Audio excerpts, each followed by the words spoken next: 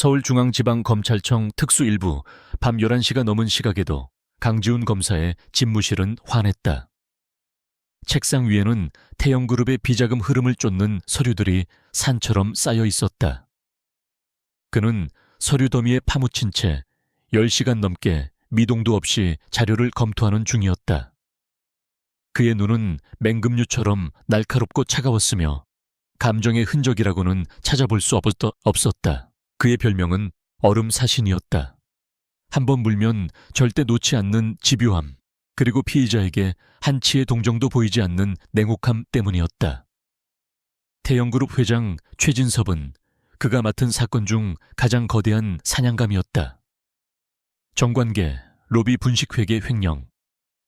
증거는 차고 넘쳤지만 최 회장은 법망을 교묘하게 빠져나가는데 도 같은 인물이었다. 지훈은 펜 끝으로 서류의 한 부분을 가리켰다. 페이퍼 컴퍼니를 통한 자금 세탁 경로. 분명 조작된 장부였지만 너무나도 완벽하게 처리되어 있었다. 그는 이 완벽함 뒤에 숨은 오만함을 읽었다. 최진섭은 검찰을 비웃고 있었다. 지훈의 입꼬리가 비스듬히 올라갔다. 이런 종류의 오만함은 언제나 파멸의 전조가 되곤 했다. 그가 이토록 일에 매달리는 이유는 단순한 정의감 때문만은 아니었다. 5년 전 그는 사형 선고나 다름없는 진단을 받았다. 비폐쇄성 무정자증. 자연 임신은 물론 그 어떤 의학적 시술로도 아이를 가질 수 없다는 판정이었다. 그날 이후 강지훈의 삶에서 미래라는 단어는 삭제되었다. 아내와의 관계도 서서히 금이 갔고 결국 2년 전 차갑게 이혼 서류에 도장을 찍었다. 그에게 남은 것은 오직 검찰이라는 조직과 범죄자들을 단죄하는 일뿐이었다. 그의 냉혹함은 그날 병원에서 모든 희망을 상실한 순간부터 단련된 갑옷이었다. 성공과 권력은 얻었지만 그의 내면은 텅 비어 있었다. 태영그룹 사건은 그 공허함을 채워줄 가장 큰 성과물이 될 터였다. 자정을 넘긴 시각 지훈은 무거운 몸을 이끌고 집무실을 나섰다. 그의 차가 향한 곳은 서초동의 고급 주상복합 아파트였다. 완벽한 보안과 방음을 자랑하는 곳. 그가 이곳을 선택한 이유는 단 하나, 그 누구의 방해도 받지 않는 절대적인 정적을 원했기 때문이었다. 집은 그의 성격처럼 차갑고 미니멀했다. 현관문을 열자 센서 등이 켜지며 대리석 바닥을 비췄다. 집안에는 온기라고는 없었다. 그는 넥타이를 거칠게 풀어 소파에 던지고는 냉장고에서 생수 한 병을 꺼냈다. 물을 마시며 통유리창 너머로 서울의 야경을 내려다보았다. 수천 개의 불빛이 반짝였지만 그 어느 것 하나 그와 연결되어 있지 않았다. 완벽한 고립감. 그것이 그가 추구하는 유일한 안식이었다. 그때였다.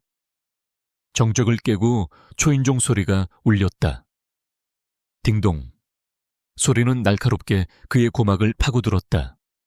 이 시간에 자신을 찾아올 사람은 없었다. 검사라는 직업의 특성상 그는 즉각 경계태세를 갖췄다. 혹시 태영 쪽에서 보낸 불청객일까? 그는 인터폰 화면으로 시선을 돌렸다. 화면에는 낯선 여자가 서 있었다. 30대 중반쯤 되어 보이는 단정한 정장 차림의 여자였다.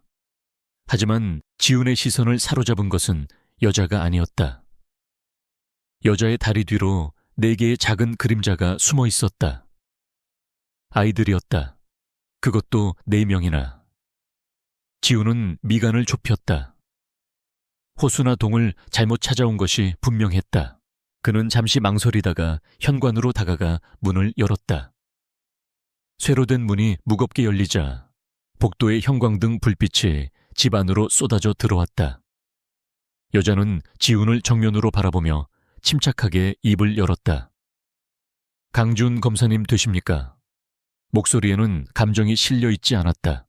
지훈은 대답 대신 고개를 끄덕였다. 그의 시선은 여전히 아이들에게 향해 있었다.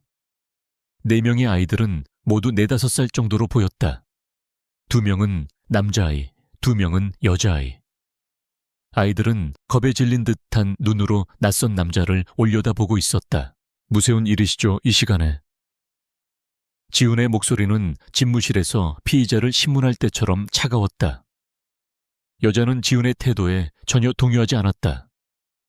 그녀는 들고 있던 서류 가방을 열어 꽤 두툼한 서류 봉투 하나를 꺼냈다. 그리고 그것을 지훈에게 내밀었다. 이것부터 확인해 주시죠. 여자의 행동은 기계처럼 정확했다. 지훈은 의심스러운 눈초리로 봉투를 받아들었다. 봉투는 묵직했다. 그는 봉투를 열어 안에 내용물을 꺼냈다. 가장 위에 있는 것은 법률사무소의 로고가 박힌 표지였다. 그리고 그 아래 4개의 동일한 양식의 보고서가 있었다. 유전자 감식 결과 보고서. 지훈의 눈이 가늘어졌다. 그는 첫 번째 장을 넘겼다. 의뢰인 익명. 대상자 1 강지훈. 대상자 2 이하윤 여 4세. 결과 부건 확률 99.99%. 순간 지훈은 자신이 서류를 잘못 읽었다고 생각했다.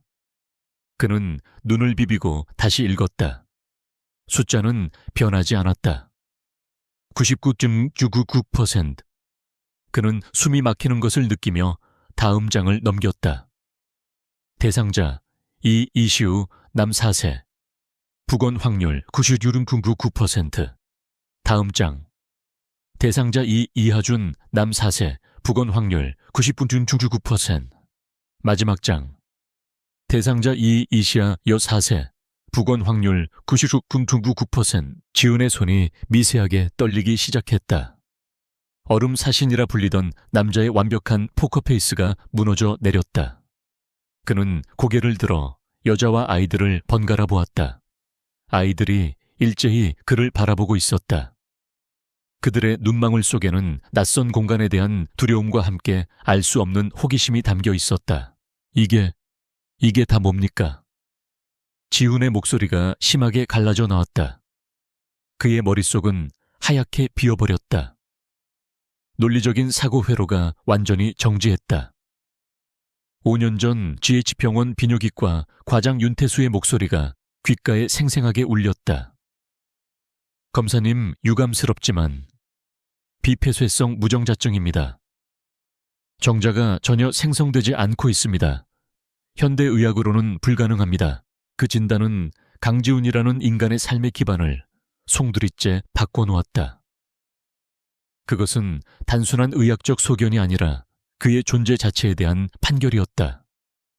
그는 불임이었다. 아이를 가질 수 없는 몸이었다. 그것은 지난 5년간 그가 단 한순간도 의심하지 않았던 절대적인 진실이었다. 그런데 지금 4명의 아이가 그의 앞에 서 있었다. 그리고 이 서류는 그가 이 아이들의 아버지라고 말하고 있었다. 99.99%의 확률로 뇌가 현실을 받아들이기를 거부했다. 이것은 태영그룹의 함정인가 아니면 질 나쁜 사기극인가 하지만 눈앞의 아이들은 너무나도 생생했다. 지훈은 서류를 쥔 손에 힘을 주었다. 종이가 구겨지는 소리가 났다. 그는 여자를 노려보았다. 누구시죠? 대체 목적이 뭡니까? 이런 조작된 서류로 날 협박하려는 겁니까? 상대가 누군지 알고 여자는 지훈의 분노에도 불구하고 눈 하나 깜짝하지 않았다. 그녀는 오히려 한 걸음 더 다가섰다. 그리고 아이들의 등을 가볍게 밀어 지훈 쪽으로 향하게 했다. 조작된 서류가 아닙니다, 검사님. 국내 최고 권위의 유전자 검사기관 3곳에서 교차 검증을 마친 결과입니다. 여자는 다시 가방에서 다른 서류 뭉치를 꺼냈다. 이것은 아이들의 출생증명서, 사본과 아이들의 어머니들이 작성한 친권 포기 각서입니다. 그리고 이것은 그녀가 마지막으로 내민 것은 법원의 공식 명령서였다. 친자인지 및 양육 책임 이행 명령. 지훈은 법원 명령서를 받아들 기력조차 없었다. 그의 시선은 4명의 아이들에게 고정되었다. 아이들은 모두 닮은 구석이 있었다.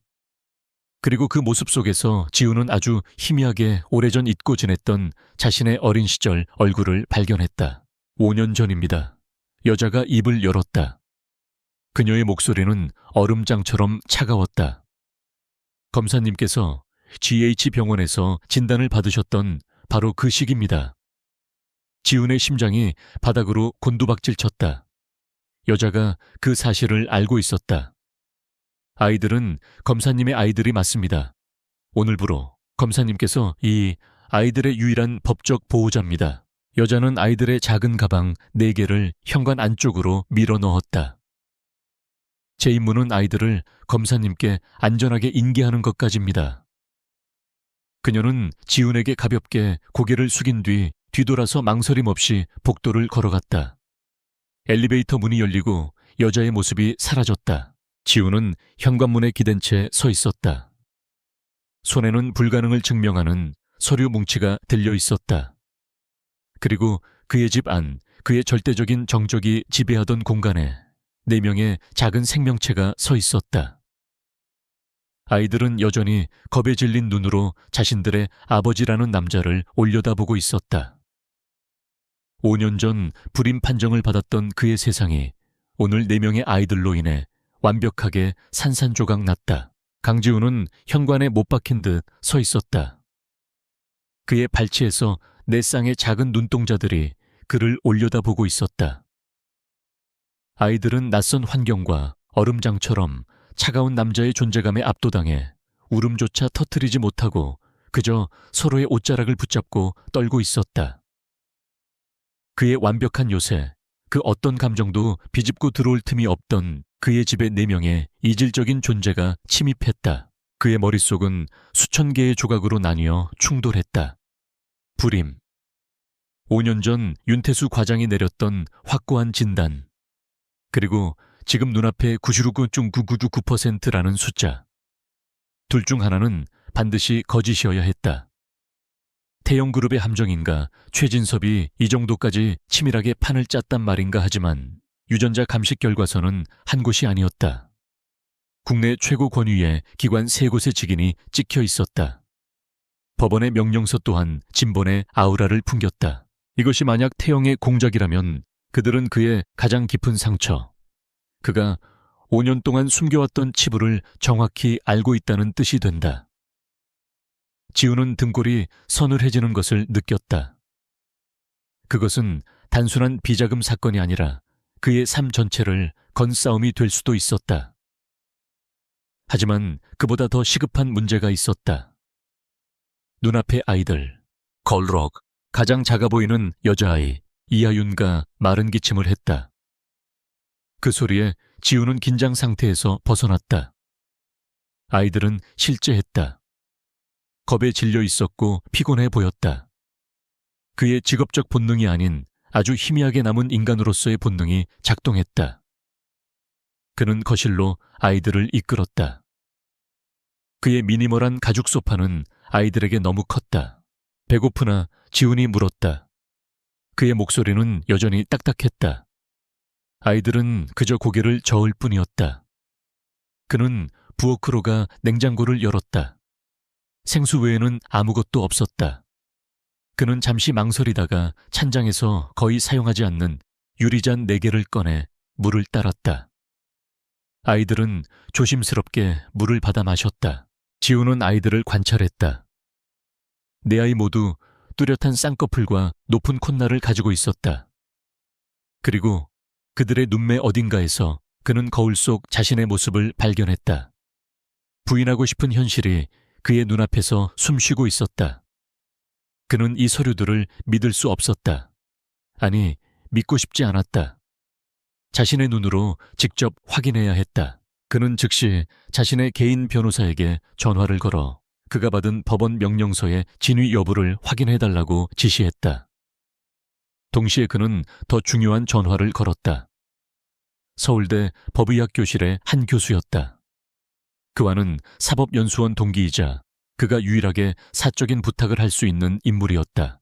나 강지훈이다. 지금 당장 극비로 진행해야 할 유전자 검사가 있다. 5명이다. 나 그리고 4명의 아이들. 수화기 너머의 동기는 그의 다급하고 심각한 목소리에 상황을 직감했다. 알겠다. 샘플만 최대한 빨리 보내라. 가장 빠른 루트로 돌려주겠다.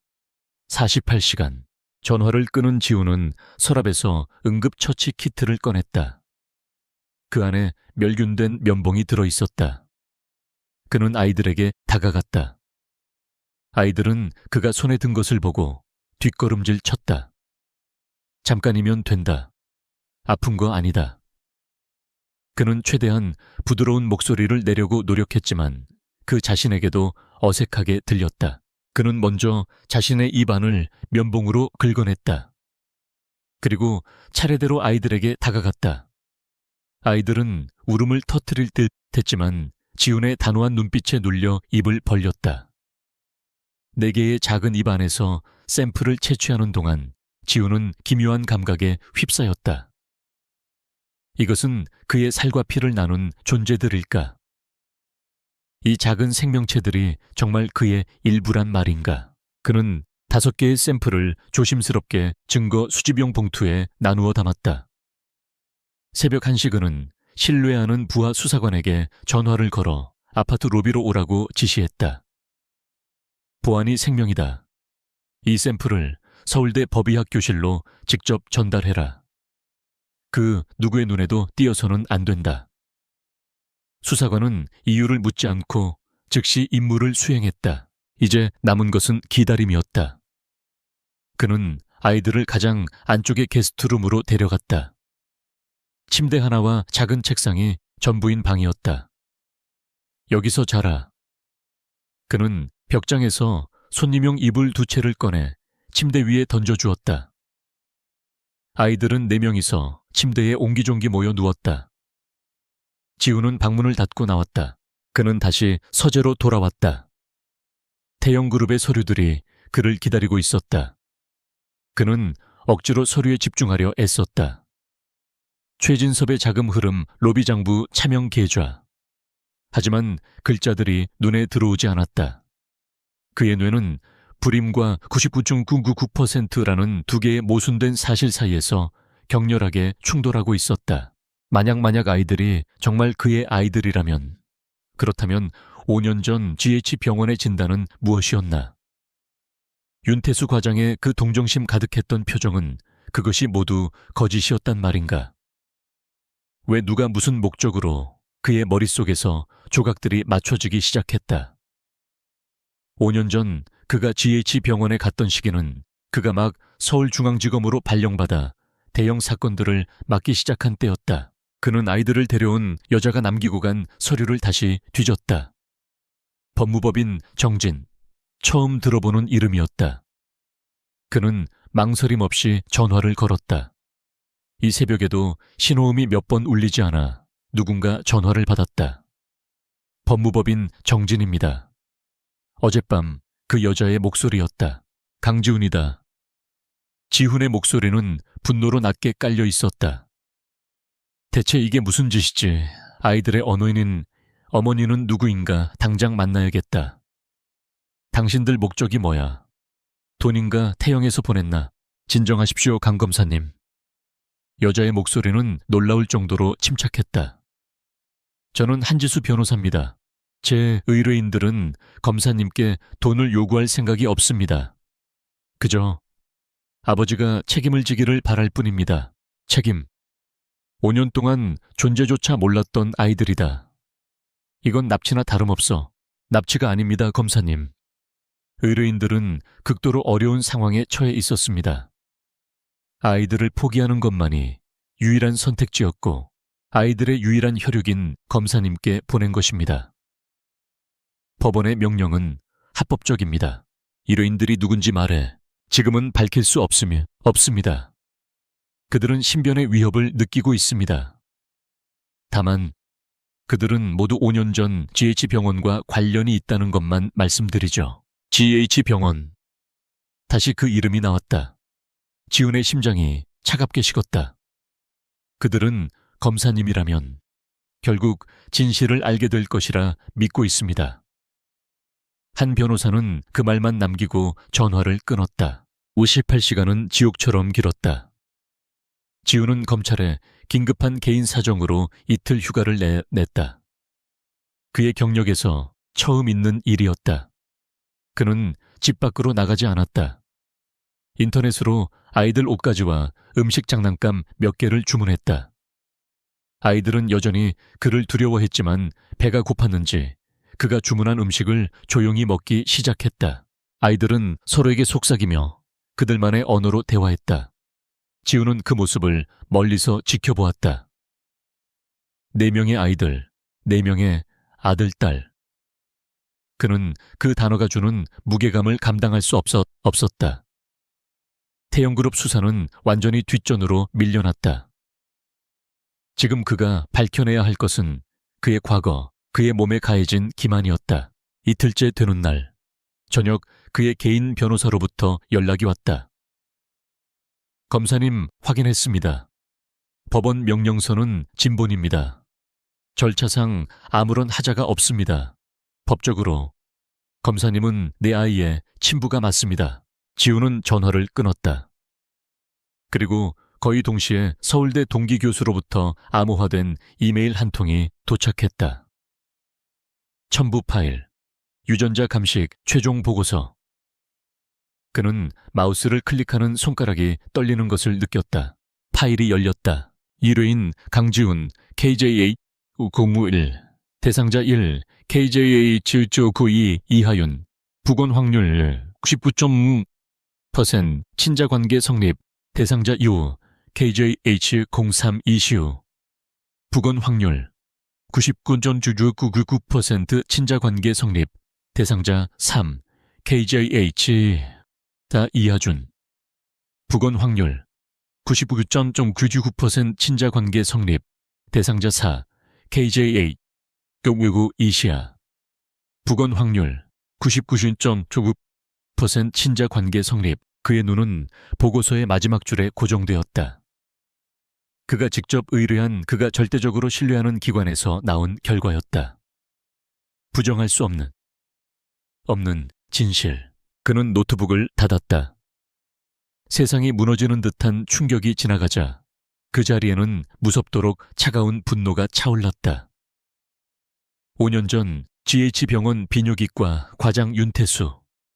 그의 얼굴이 떠올랐다. 그 동정심 가득했던 얼굴 뒤에 숨겨진 것은 무엇이었을까? 그는 5년 동안 속았다.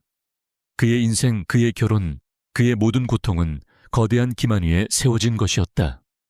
누군가가 의도적으로 그의 인생을 조작했다. 지우는 자리에서 일어났다. 거실에서는 아이들이 그가 사준 장난감을 가지고 조심스럽게 놀고 있었다.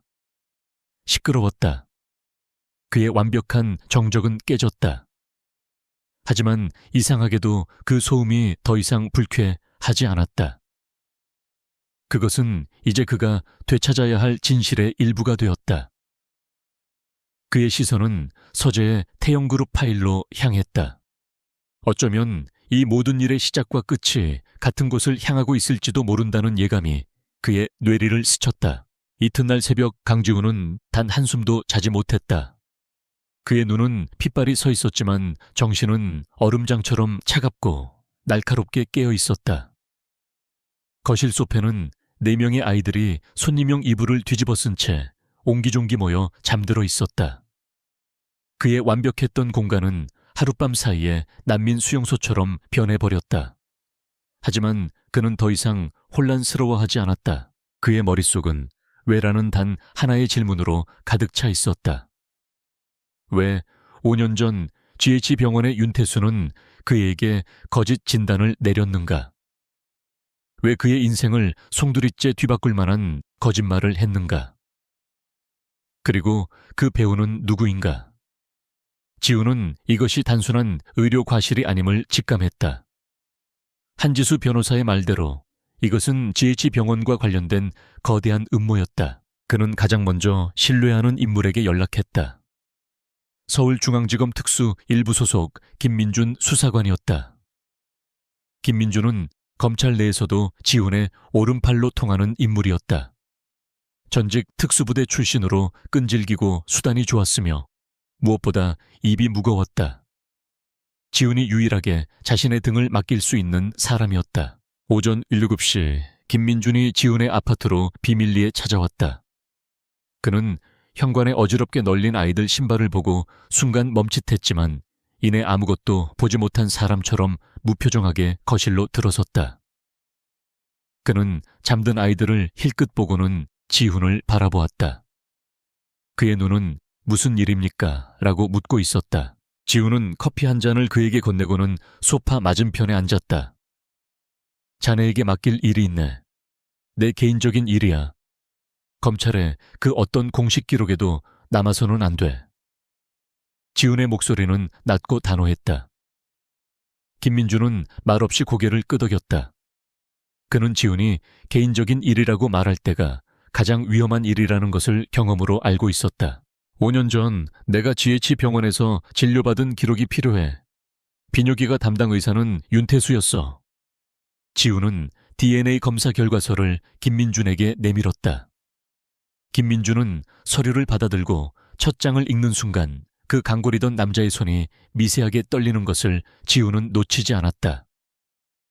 99.999% 그리고 잠든 4명의 아이들. 김민준은 충격에 휩싸인 눈으로 지훈을 바라보았다. 검사님, 이게... 그럼 저 아이들이... 그는 말을 잇지 못했다. 그래, 내 아이들이라고 하더군. 5년 전 난 불임 판정을 받았는데 말이야. 지훈의 입꼬리가 냉소적으로 휘어졌다. 김민주는 상황의 심각성을 즉시 파악했다. 이것은 단순한 개인사가 아니었다. 검사를 상대로 한 거대한 공작일 수 있었다. 윤태수라는 의사와 5년 전 내 진료 기록, 그리고 그 병원. 샅샅이 뒤져. 공식적인 루트는 안 돼. 자네 방식대로 해. 뭔지 한 톨까지 다 알아내. 지훈의 명령은 명확했다. 알겠습니다, 검사님. 당장 시작하겠습니다. 김민주는 서류를 품에 넣고 일어섰다. 그는 아이들을 다시 한번 바라보았다. 아이들은 어떡하실 겁니까? 일단은 내가 데리고 있겠네. 자네는 일에만 집중해. 보안이 생명이야. 지훈은 김민준을 현관까지 배웅했다. 문이 닫히자 집안에는 다시 정적이 찾아왔다. 아이들의 새근거리는 숨소리만이 그 정적을 희미하게 채우고 있었다. 지훈은 태영그룹의 수사 서류를 집어들었지만 그의 시선은 허공을 향해 있었다. 김민주는 즉시 움직였다. 그는 GH병원 주변을 탐문하기 시작했다. GH병원은 국내 5대 대형 병원 중 하나로 철저한 보안을 자랑하는 곳이었다. 공식적으로 5년 전의 진료 기록을 열람하는 것은 불가능에 가까웠다. 특히 검사의 민감한 정보가 담긴 기록이라면 더더욱 그랬다. 김민주는 병원 내부의 정보원을 이용했다. 그는 수사관 시절부터 관리해온 병원 원무과와 전산실에 근무하는 인물들에게 접근했다.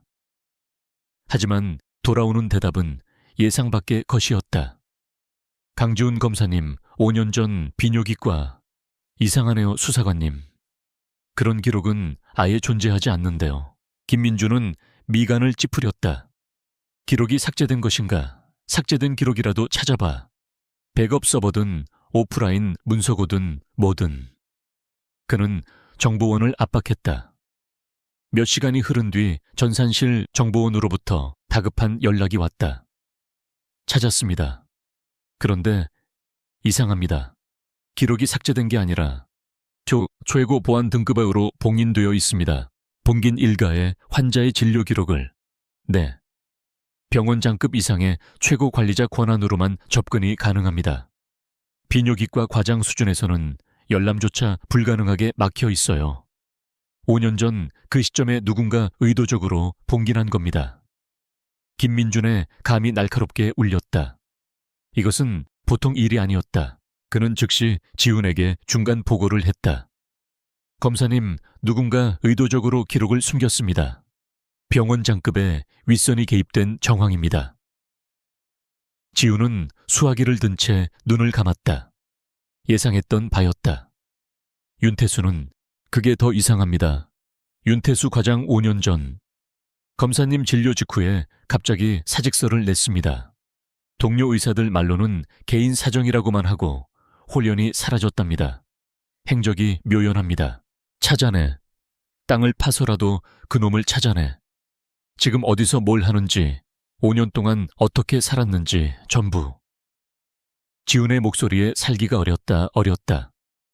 김민주는 알겠습니다라는 짧은 대답과 함께 전화를 끊었다.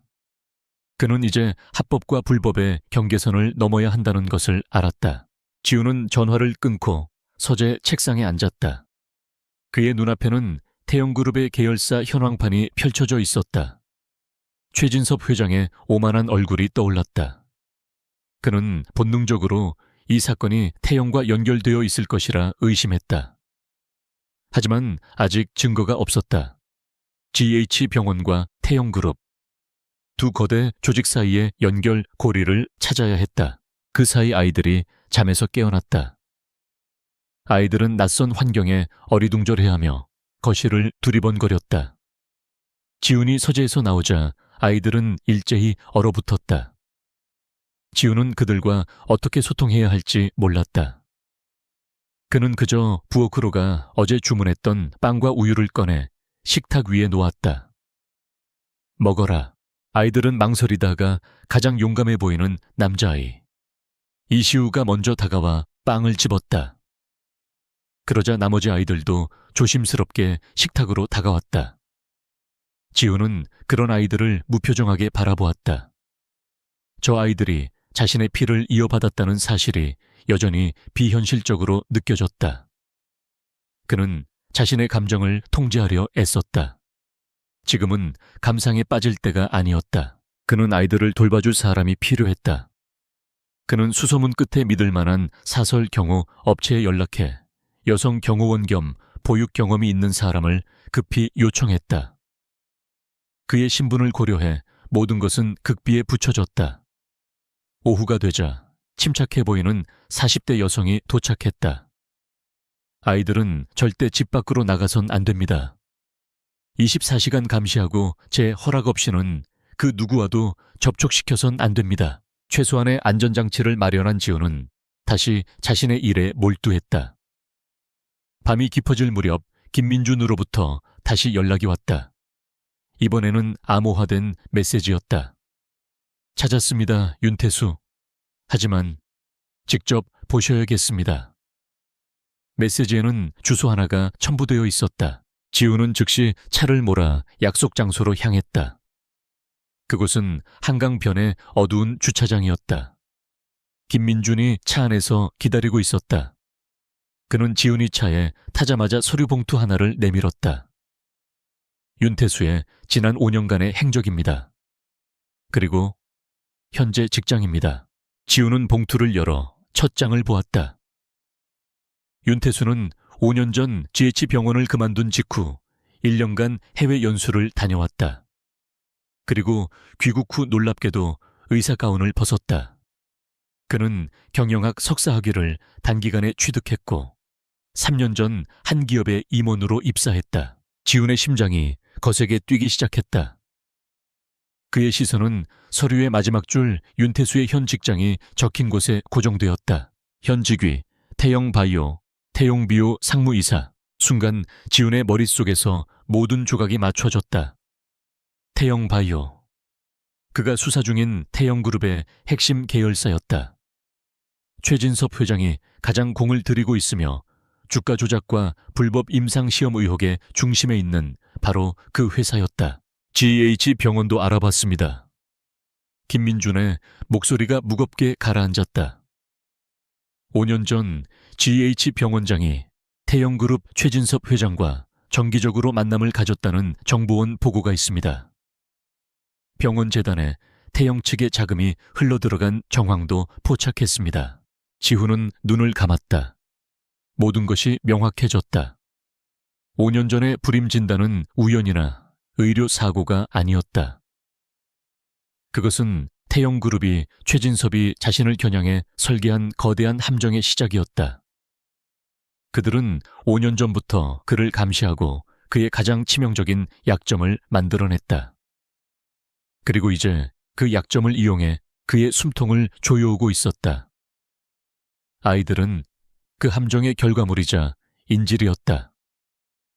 그의 분노가 임계점을 넘어섰다. 차 안의 공기는 얼어붙을 듯 차가웠다. 강지훈은 김민준이 건넨 서류를 쥔 채 미동도 하지 않았다. 그의 손마디가 하얗게 질려 있었다. 태영바이오 상무이사 윤태수. 그 글자들이 그의 망막을 태울 듯이 파고들었다. 5년 전 그의 인생을 나락으로 떨어뜨렸던 의사의 얼굴과 지금 그가 추적하고 있는 거대 악의 그림자가 완벽하게 겹쳐졌다. 김민준이 무겁게 입을 열었다. 태영바이오, 검사님께서 지금 수사 중인 태영그룹의 핵심입니다. GH병원과 태영 사이의 자금 흐름도 확인했습니다. 윤태수는 단순한 의사가 아니었습니다. 처음부터 태영의 사람이었던 겁니다. 이것은 우연이 아니었다. 의료사고는 더더욱 아니었다. 5년 전 그가 GH병원을 찾았던 그 순간부터 모든 것이 계획된 함정이었다. 강지훈이라는 검사의 발목에 채워질 족쇄를 만들기 위해 태영은 5년이라는 시간을 들여 거대한 판을 설계한 것이다. 그의 분노는 이미 임계점을 넘어섰다. 그들은 내 모든 것을 알고 있었어. 지훈의 목소리는 쇳소리처럼 갈라졌다. 내가 불임진단에 얼마나 절망할지, 그것이 내 결혼 생활과 인생을 어떻게 파괴할지 정확히 계산한 거야. 그는 자신의 정자를 훔쳐내 아이들을 만들었다는 사실보다 자신의 가장 깊은 고통과 절망까지도 그들의 계획 안에 있었다는 사실에 더욱 치를 떨었다. 하지만 왜 이런 끔찍한 방법을 쓴 걸까요? 김민준은 이해할 수 없다는 듯 물었다. 검사님을 매수하거나 협박할 방법은 많았을 텐데 왜 굳이 5년 전에 아이들까지 만들어서 지우는 차창 밖 어둠을 노려보았다. 가장 확실한 족쇄니까. 돈이나 약점은 언젠가 드러나거나 무효화될 수 있지. 하지만 아이들은, 그것도 내 피를 나눈 아이들은 달라. 그건 평생 사라지지 않는 사실이니까. 아이들은 그 자체로 메시지였다. 태영그룹의 최진섭 회장이 강지훈에게 보내는 섬뜩한 경고장. 내가 아무리 날고 기어도 너는 내 손아귀 아니다. 네 목숨보다 더 중요한 것을 내가 쥐고 있다. 초해진섭. 지훈은 그 이름을 경멸스럽게 내뱉었다. 그 오만한 늙은이가 감히 내게 이런 짓을 해. 그는 김민준을 바라보았다. 그의 눈은 더 이상 분노가 아닌 차가운 결의로 불타고 있었다. 김 수사관, 지금부터 전쟁이다. 이건 단순한 비자금 수사가 아니야. 명령만 내리십시오, 검사님. 김민준의 눈빛도 결연해졌다. 그는 강지훈 검사가 어떤 사람인지 잘 알았다. 그는 부러질지언정 휘어지지 않는 칼이었다. 그리고 지금 그 칼은 가장 날카롭게 벼려지고 있었다. 윤태수의 모든 것을 파헤쳐 태영 바이오에서의 역할, 5년간의 행적 GH병원과의 커넥션, 그리고 5년 전 GH병원 산부인과 난임 클리닉의 모든 기록을 뒤져 내 정자로 무슨 짓을 했는지, 아이들의 어머니들은 누구인지 알아내야겠어. 알겠습니다. 하지만 아이들의 어머니들을 찾는 것은 쉽지 않을 겁니다. 한지수 변호사라는 자가 철저하게 숨기고 있습니다. 김민준이 우려를 표했다. 그 여자도 태영과 한패일 가능성이 높아. 일단은 윤태수와 태영 바이오에 집중해. 증거를 잡아야 해. 놈들이 내 인생을 조작했듯이 나도 놈들의 제국을 해체시켜 버릴 테니까. 지우는 차문을 열었다. 한강의 차가운 밤바람이 그의 얼굴을 때렸다. 같은 시각 서울의 스카이라인이 한눈에 내려다 보이는 태영그룹 본사 펜트하우스. 최진섭 회장은 최고급 시가 연기를 우아하게 뿜어내고 있었다. 그의 앞에는 태영그룹 법무팀장이자 그의 충실한 신복인 박 이사가 공손하게 서 있었다. 최진섭 회장은 7순이 넘은 나이에도 불구하고 날카로운 눈빛과 꼿꼿한 자세를 유지하고 있었다. 대한민국 경제계의 거물인 그는 법 위에 군림하는 삶을 살아왔다. 그에게 검찰은 성가신 사냥가의 정도에 불과했다. 때로는 먹이를 던져주고 때로는 목줄을 죄면 그만이었다. 박 이사가 조용히 입을 열었다. 회장님, 선물이 강지훈 검색에 무사히 전달되었습니다. 한 변호사를 통해 확인했습니다. 선물은 4명의 아이들을 뜻하는 그들만의 은어였다. 최진섭은 만족스러운 듯 천천히 고개를 끄덕였다. 그는 시가 끝에 매달린 재를 털어내며 낮게 웃었다. 그 젊은 검사 지금쯤 꽤나 혼란스럽겠군. 정의감에 불타는 눈으로 내 목을 물어뜯으려 하더니만 이제 어쩔 셈일까. 그에게 강지훈은 유독 눈에 거슬리는 사냥개였다. 몇 년 전부터 사소한 계열사들을 들쑤시며 태영의 본체를 위협해왔다. 돈으로 회유하려 했지만 통하지 않았다. 협박도 먹히지 않았다.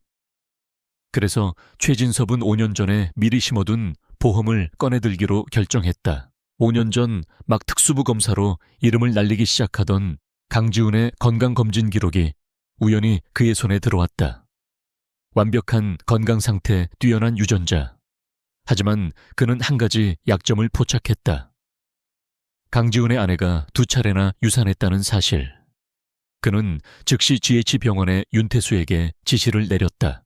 윤태수는 태영의 장학생 출신으로 그의 명령이라면 무엇이든 따르는 충견이었다.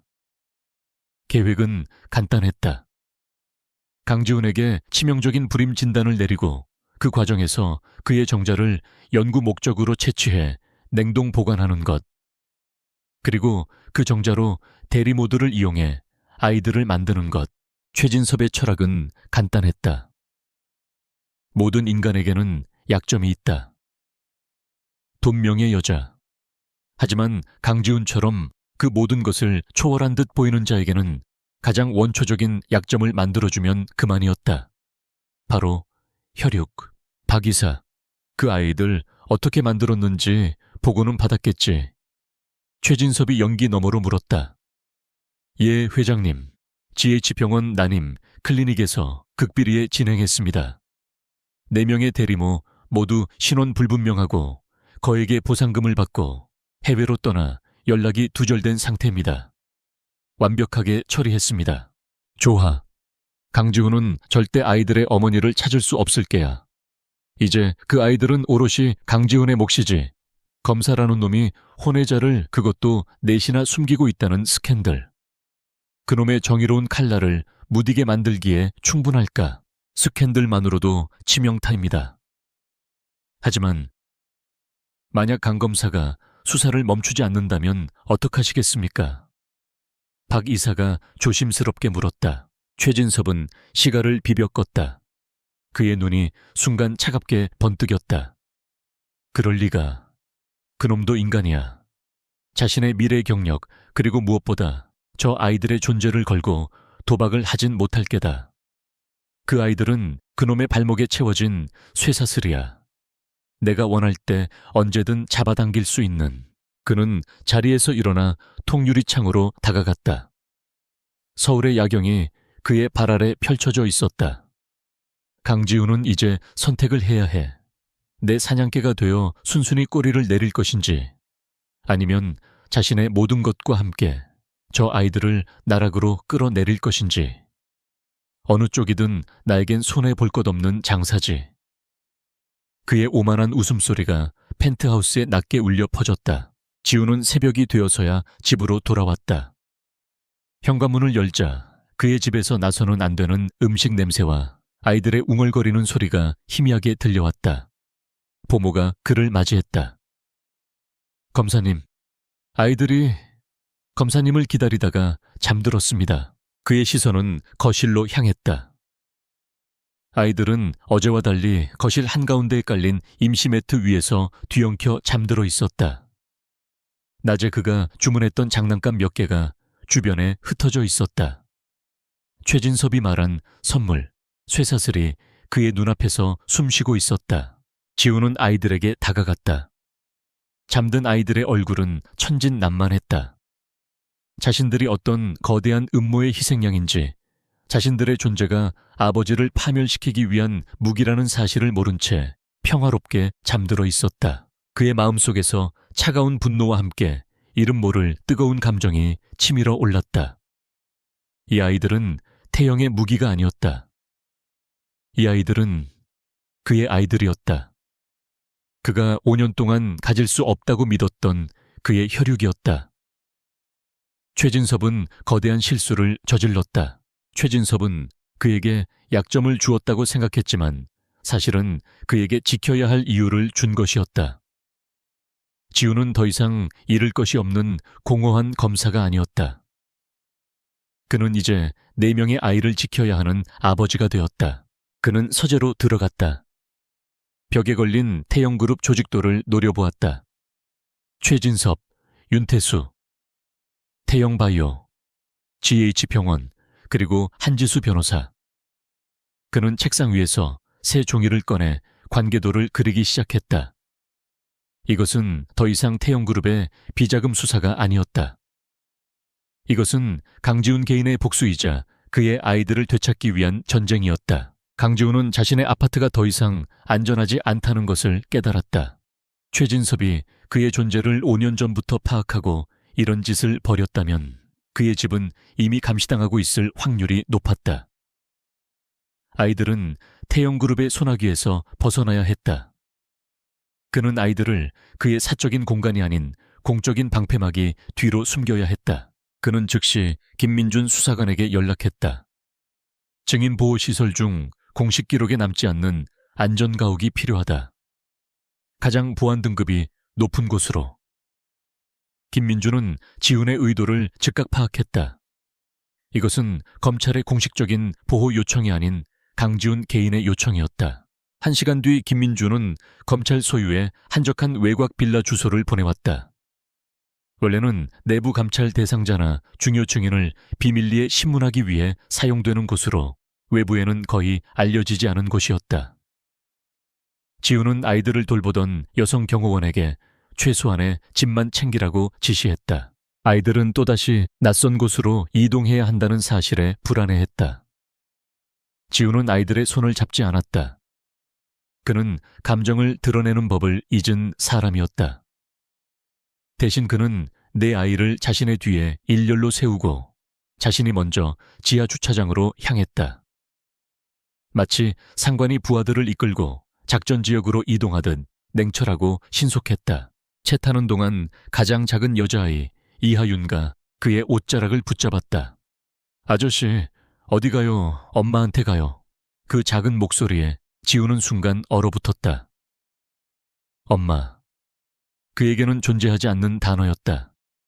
그는 아이의 손을 떼어내지 않고 그저 묵묵히 운전석에 올랐다.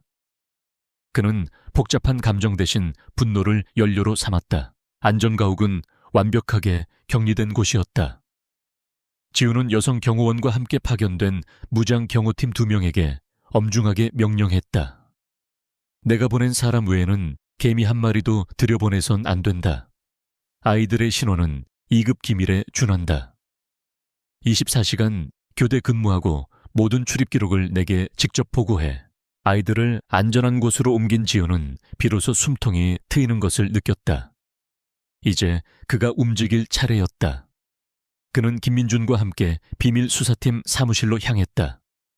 그곳은 태영그룹 수사를 위해 마련된 공간이었지만 이제는 최진섭 회장과 윤태수를 향한 사적인 전쟁 기지가 되었다. 한지수 변호사, 그리고 법무법인 정진.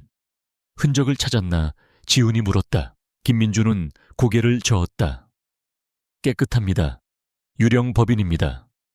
검사님을 만난 다음 날 바로 폐업 처리되었습니다. 사업자 등록증 사무실 임대 계약 전부 대포 명의였습니다. 태영이 꼬리를 자른 겁니다. 아이들을 검사님께 넘기기 위한 일회용 도구였던 거죠. 그렇다면 아이들의 어머니들은 지훈의 목소리가 낮아졌다. 한지수 변호사는 의뢰인들, 즉 어머니들이 아이들을 포기했다고 했다. 그 여자들의 행방을 찾아야 해. 그들이 이 사건의 시작이자 끝이다. 김민준은 태블릿 PC를 켰다. 쉽지 않았습니다. GH병원의 5년 전 기록은 대부분 봉인되거나 파기되었습니다. 특히 윤태수가 관리하던 난임 클리닉의 특수 환자 기록은 전부 사라졌습니다. 전부, 표면적으로는 그렇습니다. 하지만 윤태수가 놓친 게 있었습니다. 김민준이 화면을 확대했다. 병원 회계 자료입니다. 윤태수는 병원장 직속으로 특수연구 비품비라는 항목으로 거액의 자금을 관리했습니다. 5년 전 특정 시기에 4명의 여성에게 거액의 연구비가 지급된 기록을 발견했습니다. 지훈의 눈이 번뜩였다. 연구비, 그게 대리모 비용이었군. 그 여자들 신원을 확인했나? 3명은 지급 직후 해외로 출국했거나 제공한 신상 정보가 가짜였습니다. 태영이 완벽하게 처리한 거죠. 하지만 한 명, 김민준이 한 여성의 증명사진 파일을 화면에 띄웠다. 이수연, 당시 28세. 그녀는 유일하게 실명 계좌로 돈을 받았습니다. 그리고 아직 국내에 있습니다. 어디 있지? 인천의 한 낡은 아파트입니다. 모든 연락을 끊고 4년 넘게 거의 유령처럼 살고 있습니다. 일용직으로 근근히 살아가더군요. 누군가에게 쫓기는 사람처럼 보였습니다. 가자. 지우는 망설임 없이 자리에서 일어났다. 인천의 낡은 복도식 아파트는 해가 지자 을씨년스러웠다. 지훈과 김민주는 소리 없이 이수연의 집 문 앞에 섰다. 초인종을 누르자 안에서 누군가 겁에 질려 숨을 죽이는 소리가 들렸다. 몇 번의 노크 끝에 쇠사슬이 걸린 문이 겨우 손가락 하나만큼 열렸다. 누구세요? 여자의 목소리는 공포로 떨리고 있었다. 지우는 자신의 검사 신분증을 문틈으로 밀어 넣었다. 서울중앙지검 강지훈 검사입니다. 이수연 씨, 5년 전 GH병원 일로 찾아왔습니다. H병원이라는 말에 여자는 비명을 지르며 문을 닫으려 했다. 김민준이 재빨리 문을 막아섰다. 이수연 씨, 우린 당신을 해치러 온 게 아닙니다. 당신을 보호하러 왔습니다. 태영그룹이 당신을 찾고 있다는 것도 압니다. 태영그룹이라는 이름에 여자의 저항이 멈췄다. 문이 천천히 열렸다. 이수연은 30대 초반이라고는 믿기지 않을 정도로 수척하고 겁에 질린 모습이었다. 집안은 최소한의 살림살이만 갖춘 채 썰렁했다. 그녀는 도망칠 준비가 된 사람처럼 보였다. 무슨 일이시죠? 전 아무것도 몰라요. 아무 말도 안 했어요. 제발 살려주세요. 이수연은 바닥에 주저앉아 빌기 시작했다. 지우는 그녀 앞에 무릎을 굽히고 앉았다. 그의 차가운 눈이 그녀를 정면으로 응시했다. 당신이 낳은 아이, 내가 데리고 있습니다. 이수연의 눈이 믿을 수 없다는 듯 커졌다. 아이라니요. 전 그냥 기증을. 교진말 마. 지훈의 목소리는 얼음 같았다. 5년 전 GH병원에서 윤태수를 만났지. 그리고 기증 프로그램에 참여했어. 맞나? 이수연은 고개를 격렬하게 끄덕였다. 네, 맞아요. 빚 때문에, 가족 병원비 때문에 어쩔 수 없었어요. 그들은 아이를 갖지 못하는 부유한 부부들을 위한 고귀한 일이라고 했어요. 익명으로 정자를 기증받아 우리가 대신 임신만 해주는 거라고. 정작 기증자가 누군지는 몰랐나? 네, 전혀요. 모든 게 비밀이었어요. 윤태수 박사가 직접 관리했어요. 저 말고 3명 더 있었어요. 우린 임신 기간 내내 병원 별관에 격리되어 있었어요. 서로 대화도 금지당했고요. 지우는 주먹을 불끈 쥐었다. 최진섭은 완벽한 사육장을 만들었던 것이다. 아이를 낳고 나서는 이수연의 얼굴이 고통으로 일그러졌다. 눈물이 쏟아지기 시작했다. 아이를 못 봤어요. 낳자마자 데려갔어요. 울음소리만 들었어요. 여자아이라고. 그리고 며칠 뒤에 윤태수가 와서 돈 봉투와 함께 경고했어요. 이 일에 대해 한마디라도 발설하면 내 가족들이 무사하지 못할 거라고. 그들이 태영 사람들이라는 것도 그때 알았어요. 그녀는 지훈의 바지를 붙잡고 애원했다. 제발, 전 정말 아무것도 몰라요. 그 아이는 어떻게 됐나요, 혹시? 검사님이 그 부유한 부부, 지우는 그녀의 말을 잘랐다. 아니, 난 그 아이의 아버지다. 이수연은 숨을 멈췄다. 윤태수는 날 속였어. 5년 전 나에게 불임 진단을 내렸지. 그리고 내 정자를 훔쳐서 당신들을 임신시킨 거야. 당신이 말한 그 부유한 부부는 처음부터 존재하지 않았어. 그 아이들은 오직 나를 협박하기 위한 도구로 태어난 거다. 이수연은 자신이 들은 말을 이해하려는 듯 입술을 달싹이다가 이내 오열을 터뜨렸다.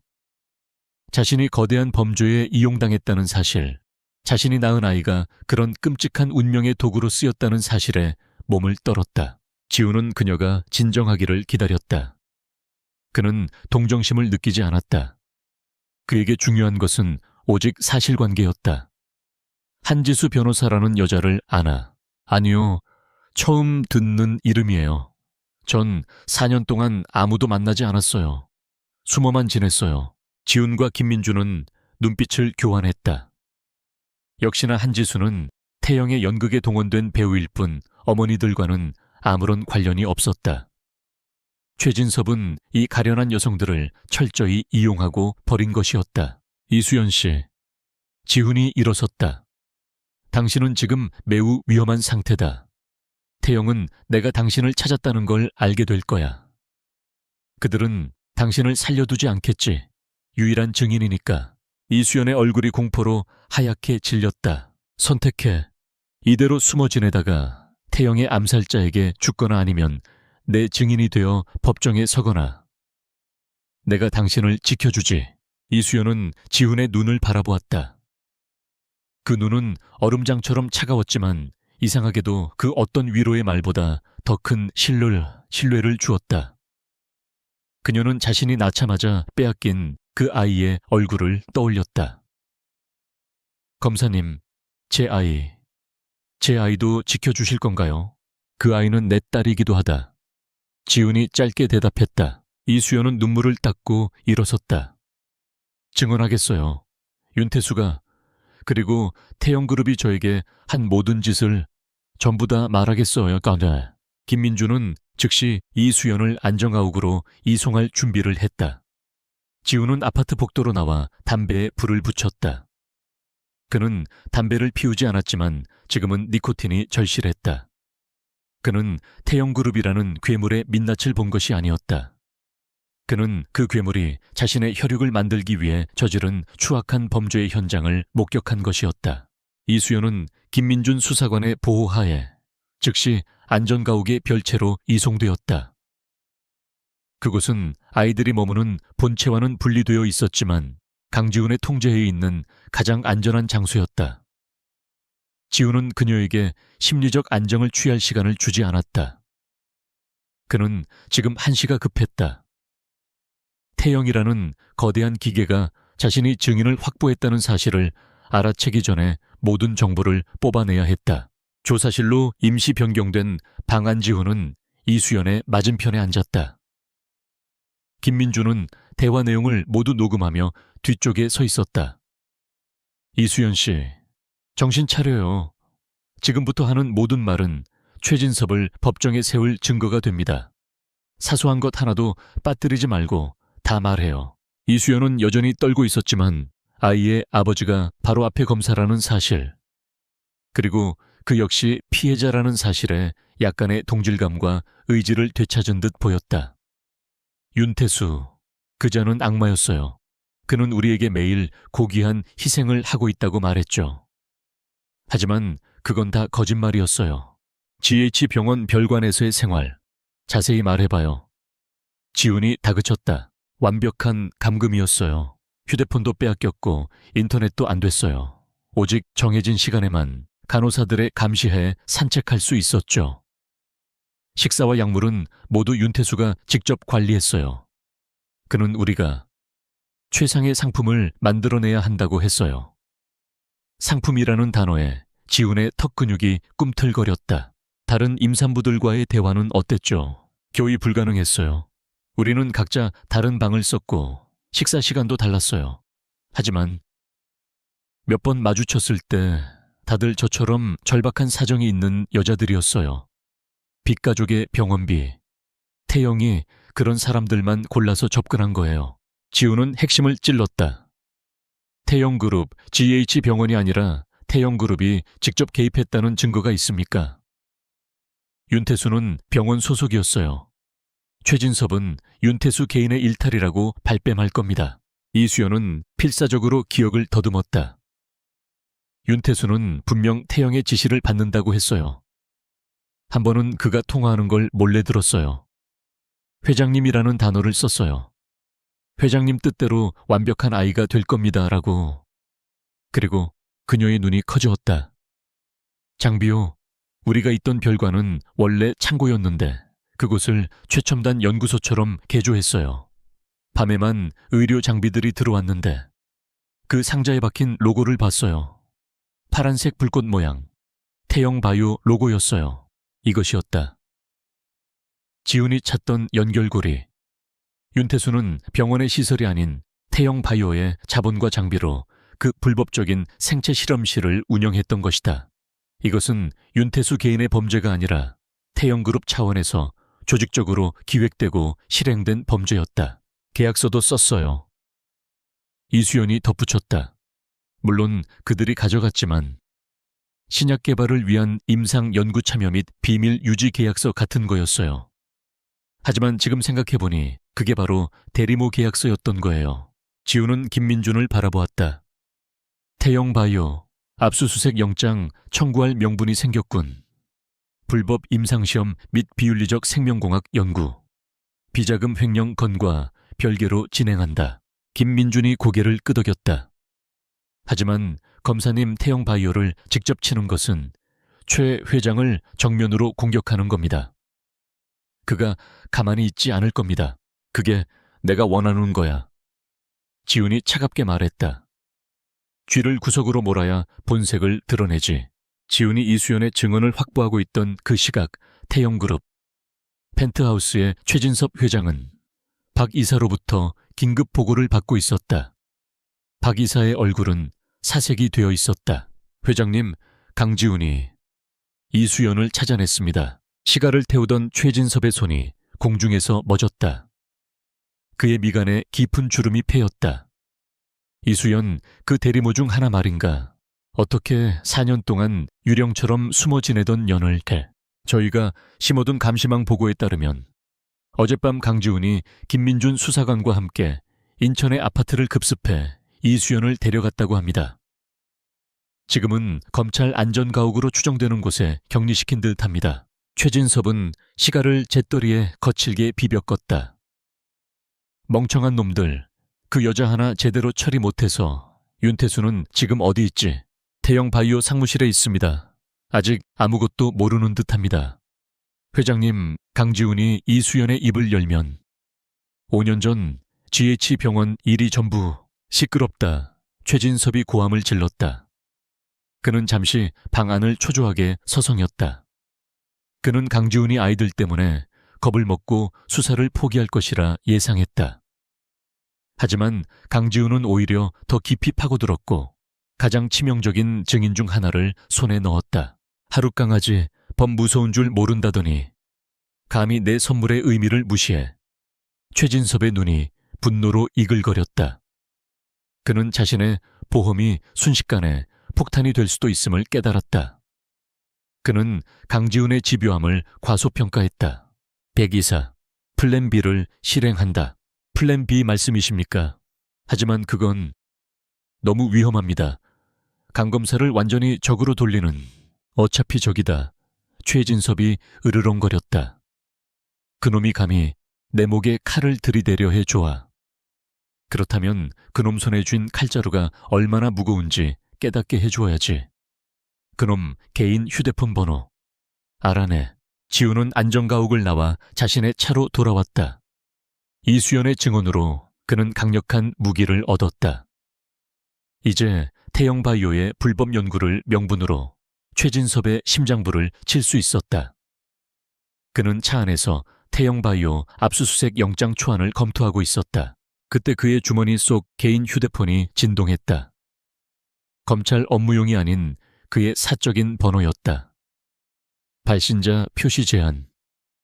지우는 불길한 예감을 느끼며 통화 버튼을 눌렀다. 강지훈 검사인가? 수화기 너머로 나이든 남자의 목소리가 들려왔다. 오만함과 위압감이 짙게 배어있는 목소리. 지우는 그 목소리의 주인을 즉시 알아차렸다. 태영그룹 회장 최진섭. 지우는 대답하지 않았다. 그의 숨소리만이 차가운 차 안을 채웠다. 허락도 없이 내 손주들을 이리저리 옮기다니. 예의가 없군 강 검사. 최진섭의 목소리에는 조롱기가 가득했다. 게다가 내 손주를 낳아준 여자까지 빼돌려 일이 그렇게 재미있나. 지훈의 피가 차갑게 식었다. 그가 이수연을 만난 것을 이미 알고 있었다. 그의 모든 동선이 감시당하고 있었던 것이다. 용건만 말하지 최진섭. 지훈의 목소리는 얼어붙어 있었다. 하하하하. 최진섭이 크게 웃었다. 용건은 자네가 먼저 만들지 않았나. 내 회사 태영을 먼지 하나까지 털겠다며 나는 그저 자네에게 새로운 취미를 선물했을 뿐인데 말이야. 아버지 노릇이라는 아주 값비싼 취미. 그 아이들은 내 인질이 아니야, 최진섭. 인질 아니지. 그 아이들은 보험이었어. 자네가 분수를 모르고 날뛰지 못하게 막아줄 보험. 그런데 자네가 그 보험의 가치를 무시하고 있어. 이수연이라는 여자까지 만나면서 말이야. 최진섭의 목소리가 순간 낮고 차갑게 변했다. 강지훈 검사, 내가 지금부터 자네에게 선택지를 주지. 아주 간단한 선택이야. 지금 당장 태영그룹 수사에서 손 떼. 자네가 가진 모든 자료, 이수연의 증언 싹 다 묻어버려. 그럼 나도 입을 다물어 주지. 자네의 그 기묘한 가족사에 대해서 말이야. 검사 체면도 있고 아이들 미래도 생각해야지. 안 그런가? 지우는 눈을 감았다. 이것이 바로 그가 예상했던, 그러나 그 방식이 너무도 추악한 최진섭의 함정이었다. 그의 수사와 아이들의 안전을 맞바꾸자는 노골적인 협박. 만약 내가 거절한다면? 지훈이 물었다. 개오절 최진섭은 마치 재미있는 농담을 들은 것처럼 웃었다. 자네 아직 상황 파악이 안 되나 보군. 자네가 거절할 수 있을 것 같아 좋아. 그럼 시나리오를 말해주지. 자네가 수사를 계속하면 나는 이 모든 걸 세상에 터뜨릴 거야. 대한민국 엘리트 검사 5년 전 정자 도둑질로 혼외자 넷을 숨겨와. 아주 자극적이지 않나. 자네 검사 인생은 그걸로 끝이야. 파면이지. 그리고 아이들. 최진섭의 목소리에는 이제 노골적인 살기가 담겨 있었다. 아비가 파렴치범으로 낙인 찍히면 그 아이들은 어디로 갈까? 고아원 아니면. 입양흠. 요즘 세상이 흉흉해서 말이야. 아이들 교통사고도 잦고 실종 사건도 많더군. 자네가 안전가옥에 숨겨놨다고. 내 손바닥 아니야, 강 검사. 내 놈. 지훈의 이성이 끊어질 것 같았다. 선택해, 강지훈. 최진섭이 마지막 통첩을 날렸다. 정이 노름하다가 내 새끼들까지 지옥으로 끌고 갈 텐가, 아니면 내 충실한 개가 되어 아이들과 조용히 살 텐가. 내일 정오까지 태영그룹 수사 종결 발표를 기대하겠네.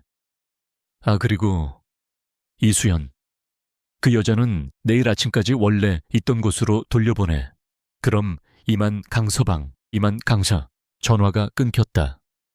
지우는 휴대폰을 쥔 손이 부들부들 떨리는 것을 느꼈다. 그는 완벽하게 구석에 몰렸다. 최진섭은 그의 정의감과 그의 부성애, 그 두 가지를 저울 위에 올려놓고 하나를 선택하라고 강요했다.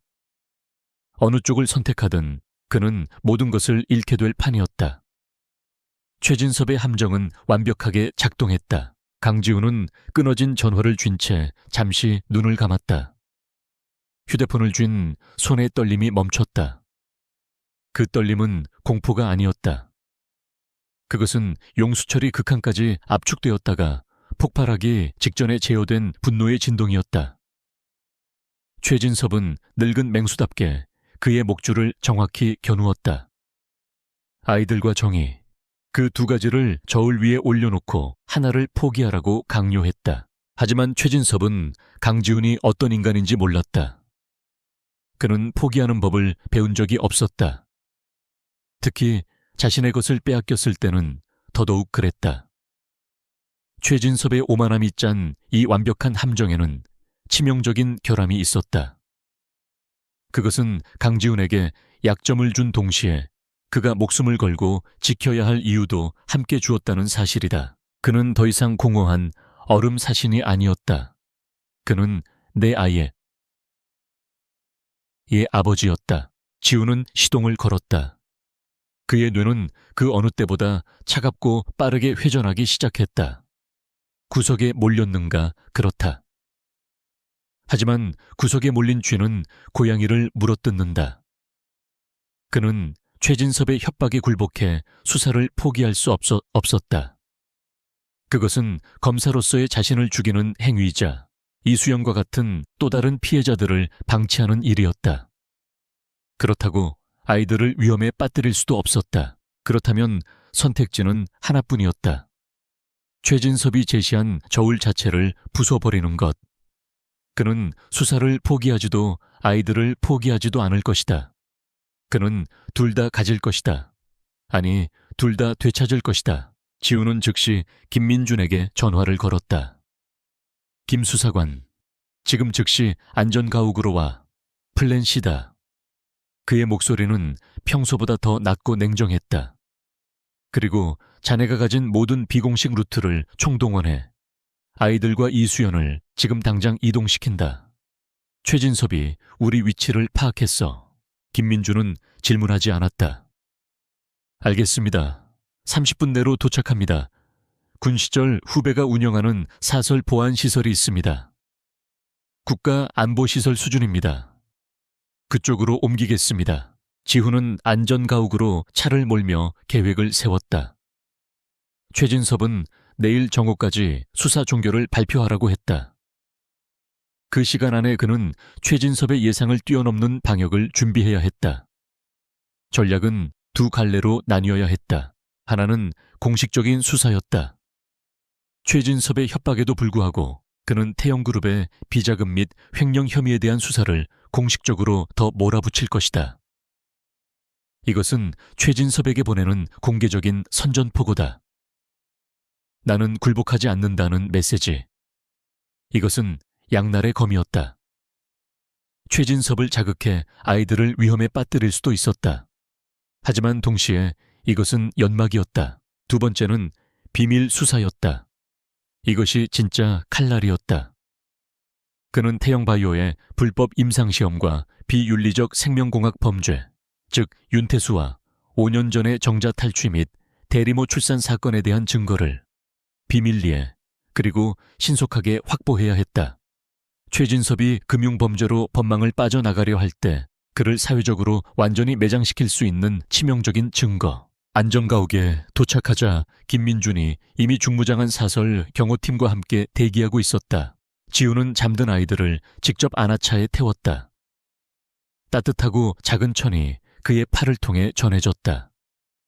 그의 가슴 속에서 차가운 분노와는 다른 뜨거운 무언가가 울컥 치밀었다.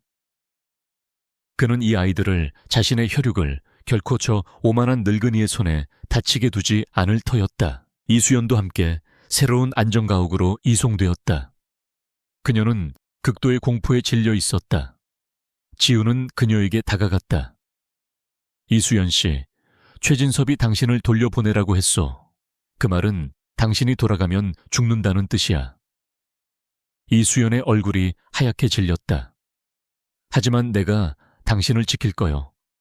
당신이 법정에서 모든 것을 증언하는 날까지. 그러니 버텨. 새로운 안전가옥은 도심 외곽의 지하 벙커 수준이었다. 모든 통신이 차단되고 오직 위성 전화 하나만이 외부와 연결되었다. 지훈은 그곳에 아이들과 이수연을 맡기고 다시 김민준과 함께 비밀 사무실로 돌아왔다. 시계는 새벽 3시를 가리키고 있었다. 내일 정오까지 9시간밖에 남지 않았다. 계엄사님, 최 회장이 협박을 해왔는데 공식 수사를 더 밀어붙이시겠다니요. 아이들이 위험해집니다. 김민준이 우려를 표했다. 최진섭은 내가 겁을 먹고 물러설 거라 확신하고 있어. 하지만 내가 오히려 더 거세게 공격하면 그는 당황할 거다. 지우는 화이트보드에 태영그룹의 조직도를 그렸다. 최진섭의 아킬레스건은 두 개다. 하나는 비자금, 즉 그의 제국을 유지하는 돈.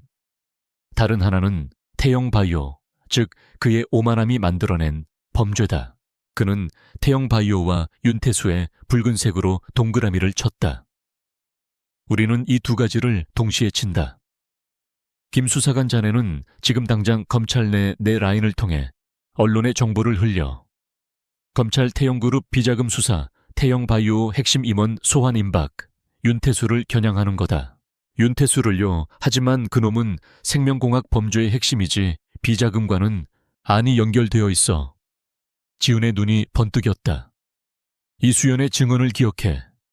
태영바이오의 장비와 자금이 GH병원 별관으로 흘러 들어갔어.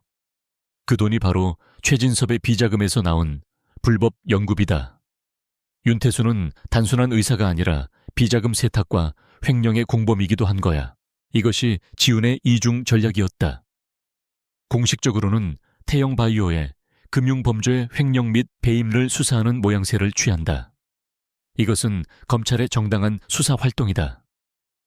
최진섭도 이 공식적인 수사를 아이들 문제로 막아설 명분이 약하다.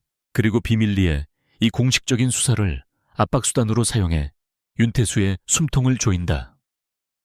윤태수는 최진섭처럼 잃을 게 많은 인물이다. 그는 의사로서의 명예, 그리고 태영바이오 상무라는 부와 권력을 모두 잃을 수 있다. 그는 최진섭처럼 끝까지 버틸 배짱이 없을 것이다. 윤태수는 최진섭의 충견이지만 자기 목숨이 경각에 달리면 주인을 물 수도 있어. 지훈이 말했다. 공식적으로는 금융범죄로 그를 압박하고 비공식적으로는 우리가 5년 전의 비밀을 알고 있다는 것을 흘려서 그를 패닉 상태로 만들 거야. 새벽 5시, 김민주는 지시대로 움직였다. 몇몇 기자들에게 태영바이오 불법 자금 유용 혐의에 대한 정보가 흘러 들어갔다. 오전 8시, 강지훈은 서울중앙지검으로 출근했다. 그의 얼굴은 밤을 샜음에도 불구하고 완벽하게 평소의 얼음 사신으로 돌아와 있었다. 그는 차장 검색에 태영그룹 비자금 수사 경과를 보고했다. 태영바이오 내부에서 거액의 자금이 횡령되어 불법적인 용도로 사용된 정황을 포착했습니다. 핵심 인물인 윤태수 상무에 대한 소환 조사 및 압수수색 영장 청구가 시급합니다. 차장 검사는 잠시 망설였다. 태영그룹은 건드리기 부담스러운 상대였다.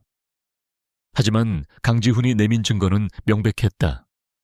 강 검사, 자네 뜻대로 하게. 하지만 무리하지는 말게. 오전 9시, 강지훈이 태영바이오의 금융비리 혐의로 압수수색 영장을 청구했다는 소식이 속보로 터져나왔다. 최진섭의 협박 시한인 정고를 불과 3시간 앞둔 시점이었다. 이것은 최진섭의 뺨을 정면으로 후려친 것이나 다름없었다. 태영그룹 본사 펜트하우스. 최진섭 회장은 아침 식사를 하다 말고 속보를 전해 듣고는 포크를 집어 던졌다. 이 미친 새끼가 감히 내 경고를 무시해. 당장 그놈 아이들. 회장님, 박 이사가 다급하게 그를 말렸다. 이상합니다. 강지훈이 아이들을 다른 곳으로 옮겼습니다. 어젯밤 사이에 완벽하게 사라졌습니다. 그리고 이수연도 함께요. 최진섭은 순간 할 말을 잃었다.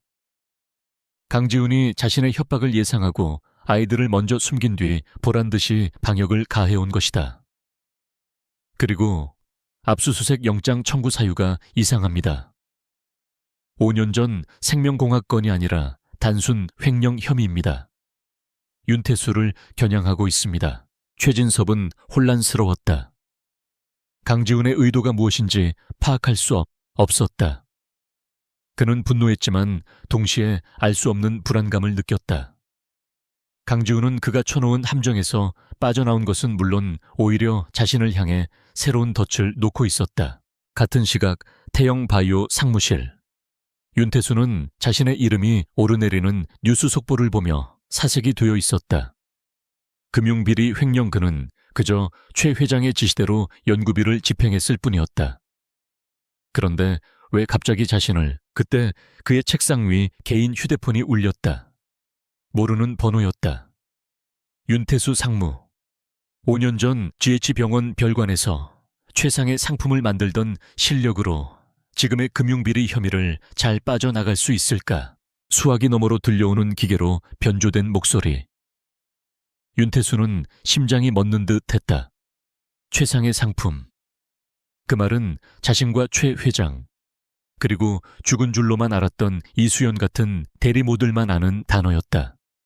강지훈 검사가 모든 것을 알고 있었다. 당신, 누구야? 초혜진섭 회장이 널 지켜줄 것 같나? 넌 그냥 꼬리일 뿐이야. 횡령 혐의로 널 감옥에 보내고 5년 전의 비밀은 널 협박해 영원히 묻어버리겠지. 강 검사는 이미 이수연도 확보했다. 윤태수의 손이 땀으로 흥건해졌다. 그는 최진섭에게도 버림받고 강지훈에게도 사냥당하게 생긴 절체절명의 위기에 몰렸다. 그는 패닉에 빠져 서류를 뒤지기 시작했다.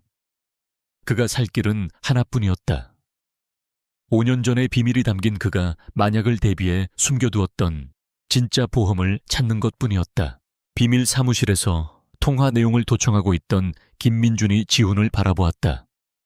검사님, 윤태수가 미끼를 물었습니다. 움직이기 시작했습니다. 지훈은 눈을 감았다. 최진섭의 협박시한 정오. 이제 2시간 남았다. 그의 이중 전략은 완벽하게 작동하기 시작했다. 시계는 오전 10시를 가리키고 있었다. 최진섭이 제시한 마감 시한까지 불과 2시간. 서울중앙지검 특수 일부 강지훈 검사실의 공기는 팽팽하게 당겨진 활시위 같았다. 하지만 강지훈은 그의 비밀 사무실에 있었다. 그의 앞에는 여러 개의 모니터가 번쩍이고 있었고 그중 하나는 태영바이오 본사 건물의 실시간 감시 화면을 보여주고 있었다. 김 수사관 아팀은 지훈이 마이크에 대고 낮게 말했다. 본사 정문과 후문에 모두 배치 완료했습니다. 기자들도 저희가 뿌린 금융비리 냄새를 맡고 몰려들었습니다. 완벽한 무대입니다. 김민준의 목소리가 이어피스를 통해 들려왔다. 조하 B팀은 GH병원 폐쇄 별관, C팀은 태영바이오 R&D 센터 외곽에 대기 중입니다. 모두 검사님 신호만 기다리고 있습니다. 지훈은 심호흡을 했다. 이것은 도박이었다. 그는 최진섭의 협박에 응하는 대신 전면전을 선포했다. 최진섭은 아이들을 이용해 그의 검사 인생을 끝내겠다고 협박했다. 그렇다면 그는 최진섭의 회장 인생을 끝장낼 증거를 찾아내야 했다. 오전 10시 5분. 지훈은 버튼을 눌렀다. 작전 개시, A팀 진입. 개 옴찰입니다. 서울중앙지검 특수일부에서 태영바이오 횡령 및 배임 혐의로 압수수색 영장을 집행합니다. 수십 명의 검찰 수사관들이 태영바이오 본사 로비로 쏟아져 들어갔다. 로비는 순식간에 아수라장이 되었다. 보안 요원들이 막아섰지만 영장을 든 수사관들 앞에서는 무용지물이었다. 카메라 플래시가 사방에서 터졌다. 김민준이 의도적으로 흘린 기자들이 이 역사적인 순간을 놓칠 리 없었다. 태영그룹의 심장부, 그것도 최진섭 회장이 가장 아끼는 태영바이오가 검찰에 짓밟히는 순간이었다. 같은 시각 태영그룹 본사 펜트하우스. 최진섭 회장은 박 이사로부터 긴급 보고를 받으며 분노로 얼굴을 일그러뜨리고 있었다. 뭐 압수수색감이 내 경고를 무시하고 이따위 짓을 벌여 그 미친 강지훈 놈이. 그는 테이블 위에 찻잔을 집어 던졌다. 최고급 도자기가 산산조각 났다. 회장님, 진정하십시오. 놈의 노림수가 이상합니다. 5년 전 그 일이 아니라 단순 금융비리로 영장을 받아왔습니다. 이것은 우리에게 보내는 경고 같습니다. 경고 하하뿌하. 최진섭은 어이없다는 듯 웃었다. 그놈이 지금 누구에게 경고를 해 내가 쥐고 있는 패를 잊었나. 당장 그놈 아이들, 아니 그는 잠시 생각에 잠겼다. 강지훈이 아이들을 숨긴 것이 마음에 걸렸다.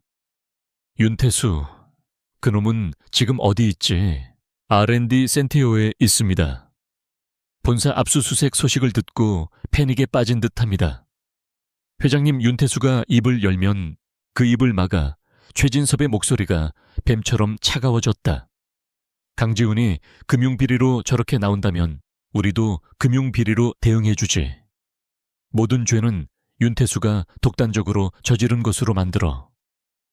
태영바이오를 지키기 위한 꼬리 자르기다. 그리고 윤태수가 자살이라도 하게 되면 일이 더 쉬워지겠지.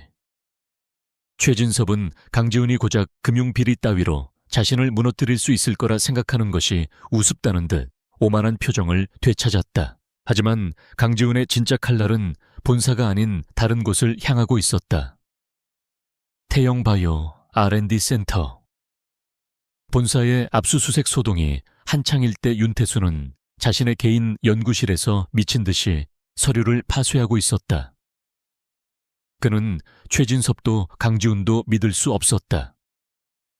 강지훈은 5년 전의 비밀을 알고 있었고 최진섭은 자신을 버릴 것이 분명했다. 금융비리 아니야. 강지훈은 그것 때문에 온 게 아니야.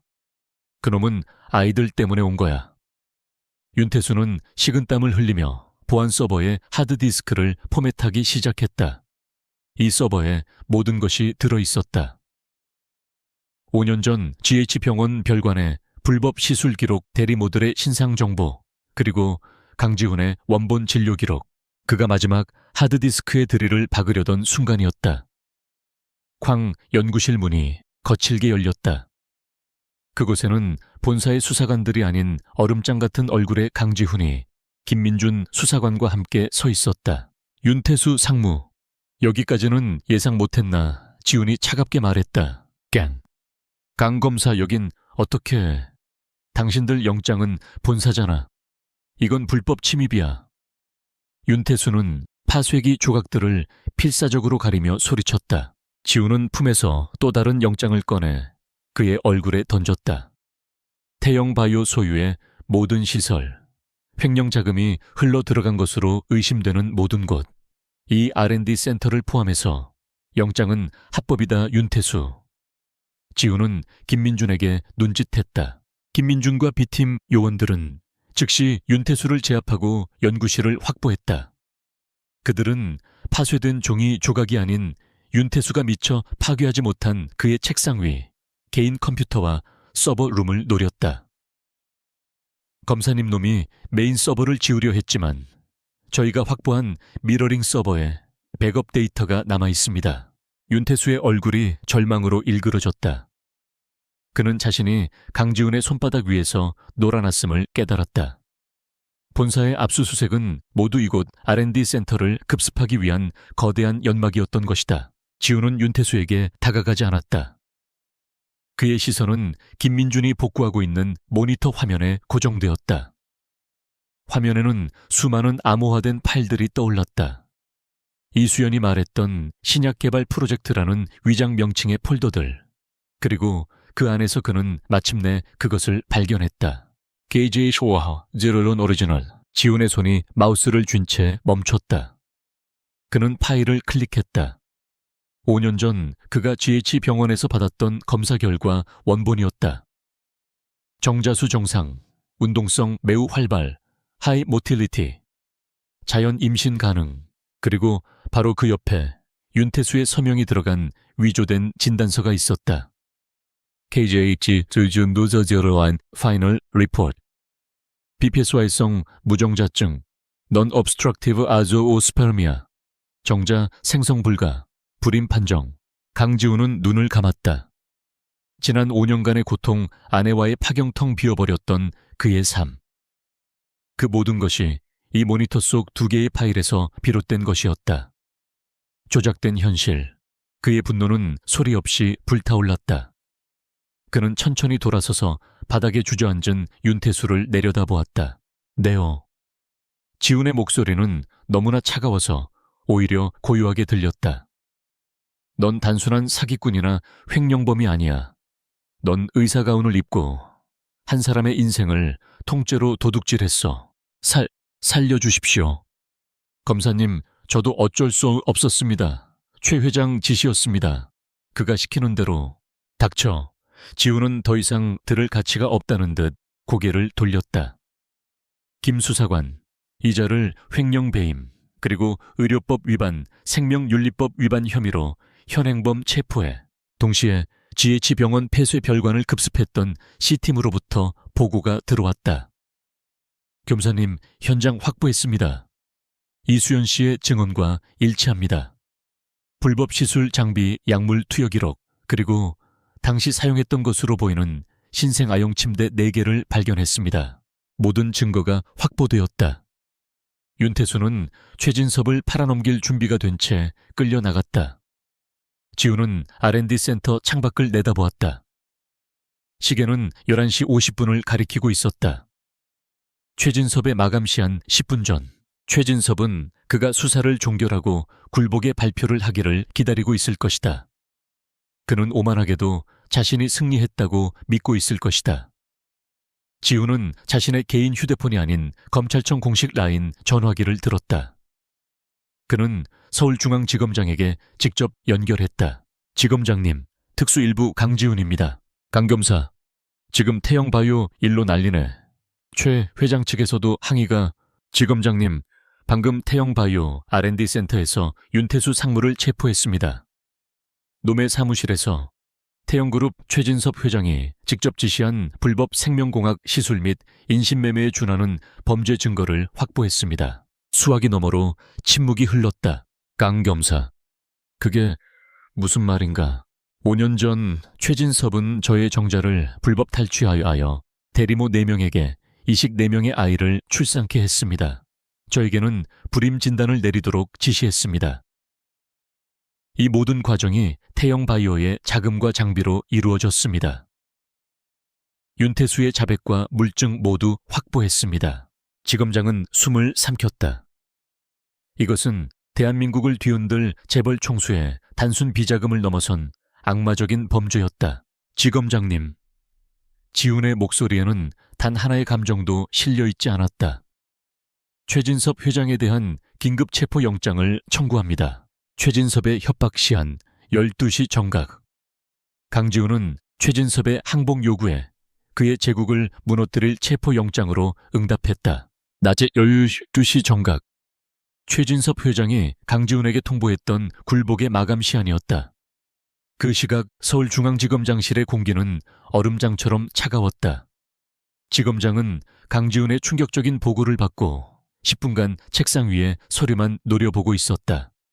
4명의 아이 불임 진단 조작, 한 인간의 삶을 송두리째 뒤흔든 거대 재벌 총수의 악마적 범죄.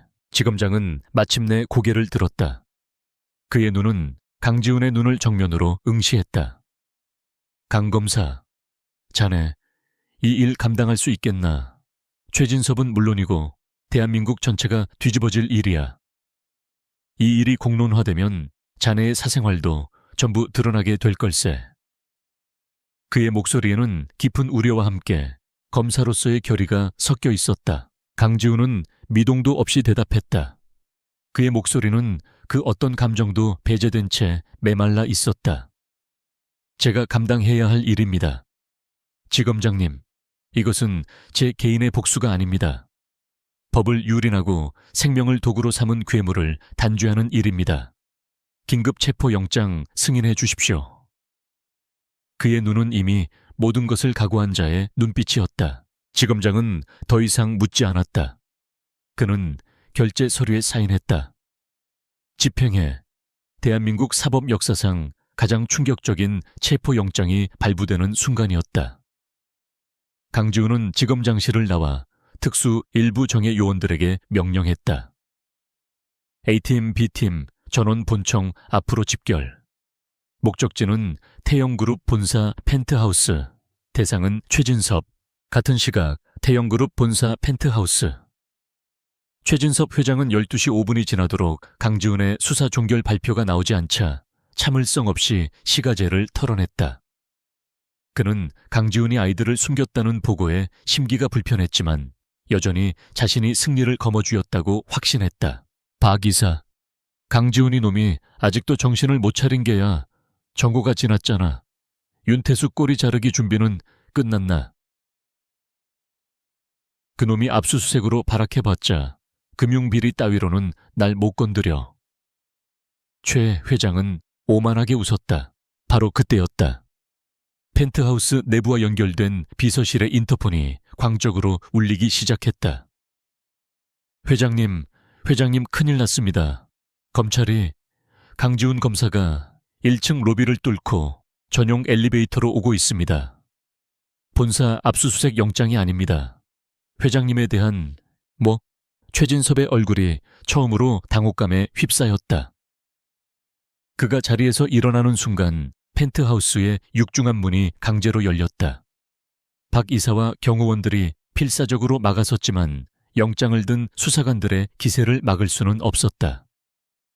강지훈은 김민준 수사관과 함께 방 안으로 성큼성큼 걸어 들어왔다. 그의 시선은 방 한가운데 서 있는 최진섭에게 고정되었다. 그곳에는 여전히 자신이 이 나라의 법 위에 군림한다고 믿는 오만한 노인이 서 있었다. 강지훈. 최진섭의 얼굴이 분노와 믿을 수 없다는 표정으로 일그러졌다. 내 놈이 감히 여기가 어디라고 내 경고를 무시한 대가가 뭔지 지금이라도 보여주마. 내 놈 아이들 당장 초해진섭 씨. 지훈이 그의 말을 얼음처럼 차가운 목소리로 끊었다. 그는 더 이상 회장님이라는 호칭을 사용하지 않았다. 그의 손에는 방금 발부된 따끈한 영장이 들려 있었다. 당신을 특정경제범죄, 가중처벌 등에 관한 법률 위반 직권 남용 의료법 위반, 그리고 생명윤리 및 안전에 관한 법률 위반 혐의로 긴급 체포합니다. 순간 펜트하우스 안에 모든 공기가 멎었다. 최진섭은 그 말을 듣고 잠시 멍하니 서 있다가 이내 자신의 귀를 의심하는 듯 광기 어린 웃음을 터뜨렸다. 하하하. 생명윤리법. 내가 체포 강지훈. 네가 드디어 미쳤구나. 그따위 삼류 막장 드라마 같은 이야기. 이 나라 국민 중 누가 믿을 것 같아. 그는 지훈에게 한 걸음 다가섰다. 그의 눈에는 이성을 잃은 검사를 바라보는 듯 찬 경멸감이 가득했다. 그래, 내가 만들었다. 내 놈의 그 건방진 정의감을 꺾어주려고 내가 직접 설계했지. 5년 전 내 놈에게 불임이라는 절망을 선물하고 5년 뒤에는 내 놈 핏줄까지 안겨줬어. 내가 내 놈의 신이라도 된 기분이었지. 근데 어쩔 거냐고. 최진섭의 목소리는 광기로 번들거렸다. 그는 자신이 완벽한 방패를 가졌다고 확신했다. 증거 윤태수 그놈은 입을 여는 순간 정신병자로 만들면 그만이야.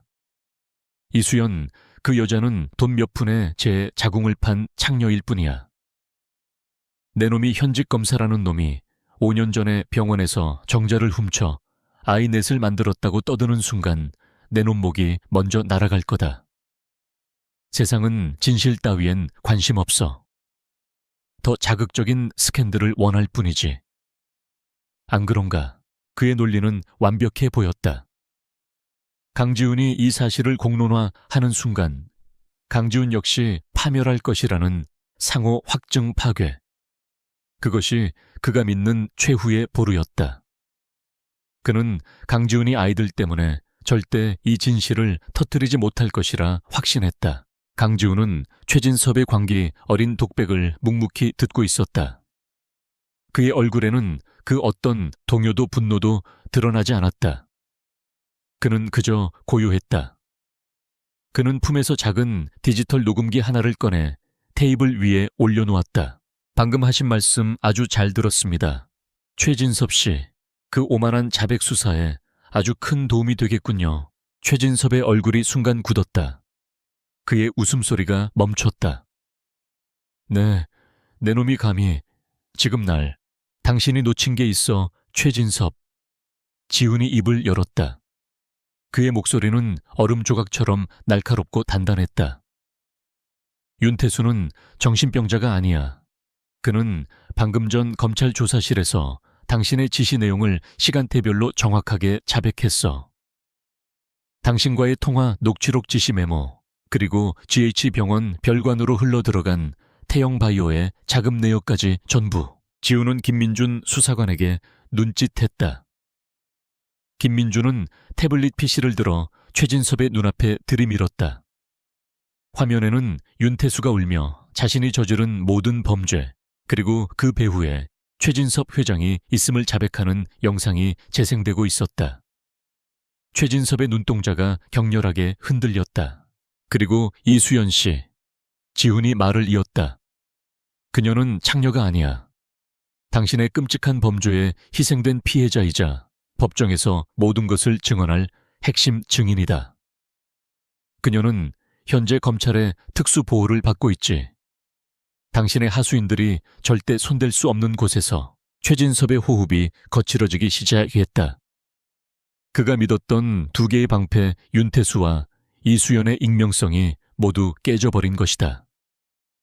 그는 강지훈이 이 모든 증거를 확보하고 자신을 찾아왔다는 것을 그제야 깨달았다. 그는 강지훈이 아이들 때문에 두려움에 떨며 아무것도 못할 것이라 확신했었다. 네온 내 아이들이 어떻게 되든 상관없다는 거냐. 최진섭이 마지막 발악을 했다. 그의 목소리는 분노가 아닌 공포에 차 있었다.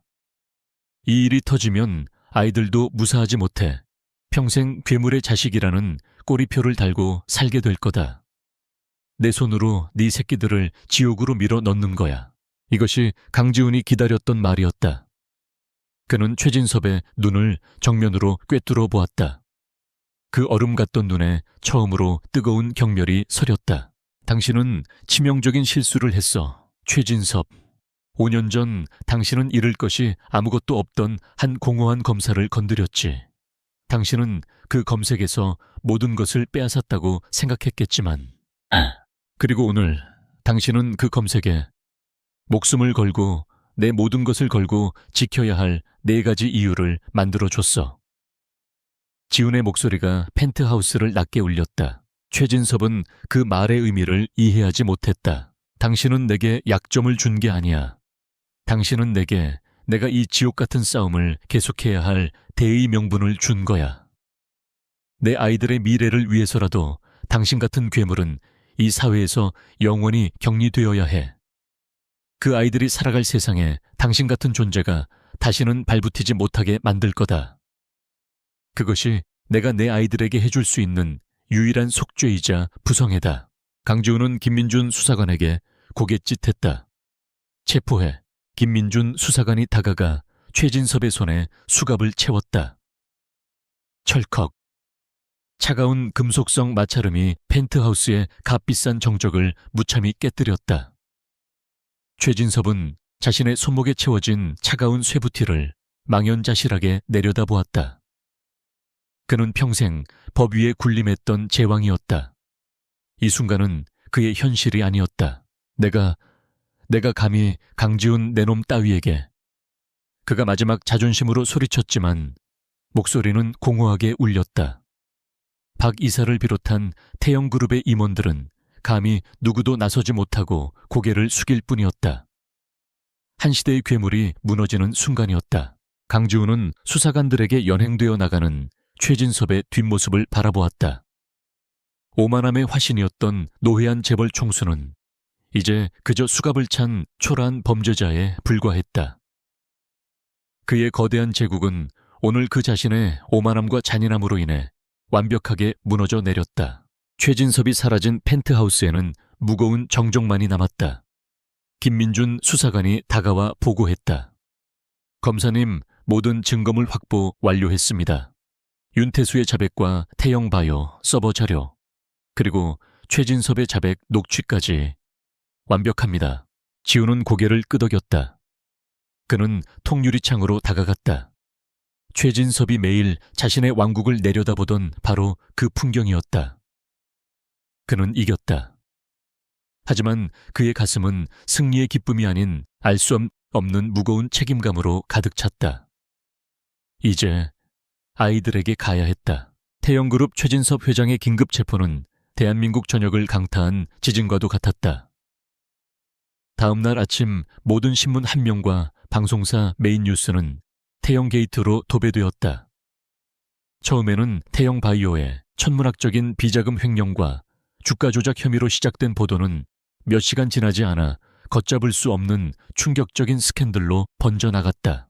재벌 총수 현직 검사 정자 불법 탈취, 대리모통의 4명의 아이 출산 지시, 이것은 단순한 재계 비리를 넘어선 한 인간의 오만함이 빚어낸 악마적인 범죄였다. 여론은 들끓었다. 국민들은 최진섭의 파렴치함과 잔인함에 경악했고 동시에 이 거대한 괴물을 쓰러뜨린 강지훈 검색에 열광했다. 하지만 그 열광의 이면에는 이 비극적인 사건의 또 다른 주인공인 4명의 아이들과 강지훈 검사의 사생활에 대한 선정적인 호기심이 뒤섞여 있었다. 검찰은 즉각 특별수사본부를 꾸렸다. 강지훈은 이 사건의 핵심 증인이자 가장 큰 피해자였기에 공식적으로는 수사 라인에서 배제되었다. 하지만 모든 수사는 그가 확보한 증거와 윤태수의 자백, 그리고 이수연의 증언을 토대로 진행되었다.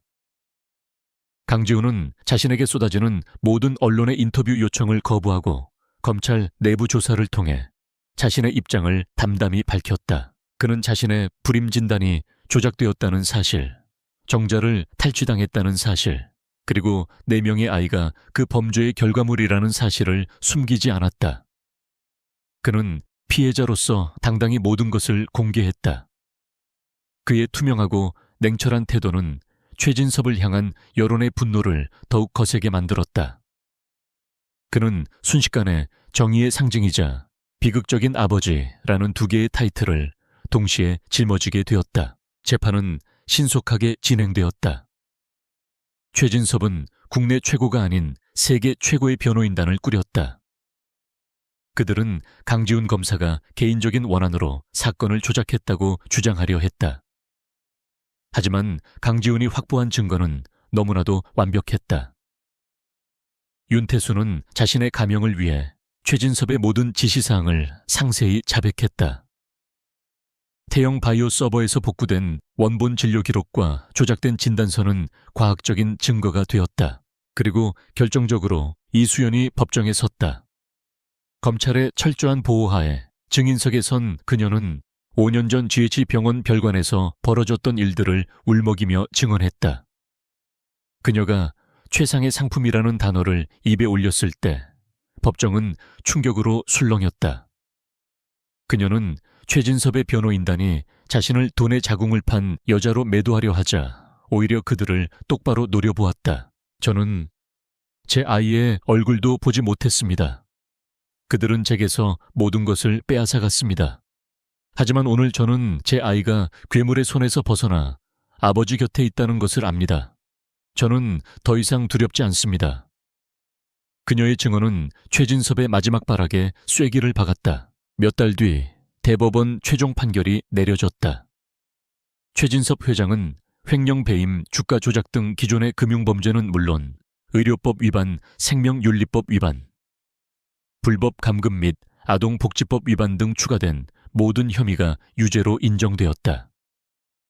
재판부는 피고인은 부와 권력을 이용해 한 인간의 삶을 유린하고 신성한 생명을 자신의 오만한 목적을 위한 도구로 전락시켰다. 며 이례적으로 무기징역을 선고했다. 대한민국 재계의 제왕이 법의 심판대 위에서 완벽하게 몰락하는 순간이었다. 윤태수 역시 공범 혐의로 징역 15년을 선고받았다. 태영그룹은 전문 경영인 체제로 전환되었지만 악마의 기업이라는 낙인을 지우지 못한 채 해체의 길을 걷게 되었다. 모든 것이 끝났다. 태풍이 휩쓸고 간 자리에 고요함이 찾아왔다. 강지훈은 검사직을 계속 유지했다. 하지만 그는 더 이상 특수부의 얼음 사신으로만 살 수 없었다. 그에게는 새로운 책임이 생겼다.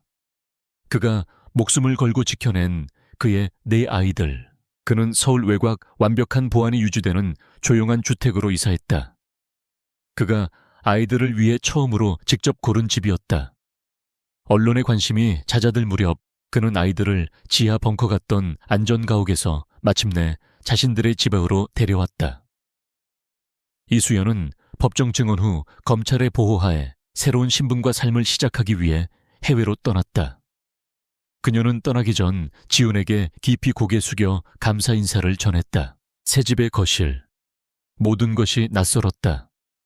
강지훈은 지난 몇 달간 함께했던 경호원들과 보모에게 마지막 인사를 했다. 그동안 고생 많으셨습니다. 이제부턴 제가 직접 합니다. 보모는 걱정스러운 눈빛으로 그와 4명의 아이들을 번갈아 보았지만 이내 그의 단호한 결의를 읽고 조용히 물러났다. 현관문이 닫혔다. 집 안에는 완벽한 정적이 흘렀다. 4명의 아이들은 거실 한가운데에 서서 자신들의 아버지라는 남자를 불안한 눈으로 올려다보고 있었다. 이하윤, 이시우, 이하준, 이시아. 지훈은 그들의 이름을 하나하나 마음속으로 불렀다. 지훈 역시 마찬가지로 어색했다. 그는 평생을 법전과 수사기록 속에서 살아왔다. 아이를 낳는 법 아이와 대화하는 법 아이와 눈을 맞추는 법을 몰랐다. 그는 아이들 앞에서 자신이 마치 처음 법정에 선 수습 검사처럼 무력하게 느껴졌다. 그는 넥타이를 풀었다. 그리고 소파에 앉는 대신 어색하게 아이들 앞 바닥에 무릎을 굽히고 앉았다. 오늘부터 여기가 우리 집이다. 그의 목소리는 여전히 딱딱했지만 스스로도 놀랄 만큼 미세하게 떨리고 있었다. 아이들은 아무 말도 하지 않았다. 그때 가장 용감했던 남자아이 이시우가 한 걸음 앞으로 나섰다. 아이는 지훈의 무릎을 작은 손으로 톡톡 쳤다. 아저씨, 지훈은 고개를 들었다. 이제 우리 도망 안 가요. 그 한마디에 지훈의 시장이 욱 내려앉았다. 지난 몇 달간 아이들은 최진섭의 위협을 피해 이곳저곳을 전전해야 했다. 그 작은 머릿속에 우리 집이라는 개념 대신 도망이라는 단어가 먼저 자리 잡았던 것이다. 지훈은 처음으로 아이의 눈을 정면으로 바라보았다. 그 눈동자 속에 자신의 어린 시절이 비쳐 보였다. 그는 천천히 손을 들어 시우의 머리 위에 올렸다. 그는 머리를 쓰다듬는 법을 몰라 그저 손을 얹어두기만 했다. 그래, 이제 도망 안 가. 아무도 우릴 해치지 못해. 내가 아빠가 있으니까. 아빠. 그가 스스로에게 그 단어를 허락한 첫 순간이었다. 그때 가장 작았던 이하윤이 그의 다른 쪽 무릎으로 다가와 조심스럽게 그의 손가락을 잡았다. 배고파요. 지훈은 그제야 자신이 저녁 식사조차 준비하지 않았다는 것을 깨달았다. 그는 황급히 일어섰다. 냉장고는 텅 비어 있었다. 그는 평생 누군가에게 지시만 해왔다. 하지만 지금은 지시할 사람이 없었다. 그는 잠시 망설이다가 외투를 집어들었다. 나가자. 저녁 먹으러. 그는 4명의 아이들을 데리고 집 근처의 평범한 식당으로 향했다. 사람들의 시선이 느껴졌지만 그는 더 이상 신경 쓰지 않았다. 그는 4명의 아이들을 식탁에 앉히고 서툰 솜씨로 그들의 숟가락에 음식을 올려주었다. 아이들은 여전히 경계했지만 조금씩 그가 주는 음식을 받아먹기 시작했다. 집으로 돌아오는 길, 지훈은 양손에 2 아이의 손을 잡았다. 나머지 2 아이는 그의 옷자락을 붙잡고 뒤따랐다. 밤하늘에는 별이 떠 있었다. 5년 전 그는 모든 것을 잃었다고 생각했다. 그의 삶은 차갑고 공허한 복도로 변해버렸다. 하지만 오늘 그는 그 복도의 끝에서 4개의 작은 촛불을 만났다. 그날 밤 지훈은 서재가 아닌 아이들의 방에서 잠이 들었다. 그는 바닥에 이불을 깔고 누웠다. 4명의 아이들은 그를 중심으로 둥글게 모여 잠들었다. 아이들의 새근거리는 숨소리가 그의 정적을 채웠다. 그것은 그가 평생 느껴보지 못한 가장 완벽한 평화였다. 강지훈의 싸움은 끝났다. 정의는 실현되었고 괴물은 단죄받았다. 하지만 그에게는 더 어렵고 더 긴 싸움이 남아있었다. 아버지가 되는 싸움.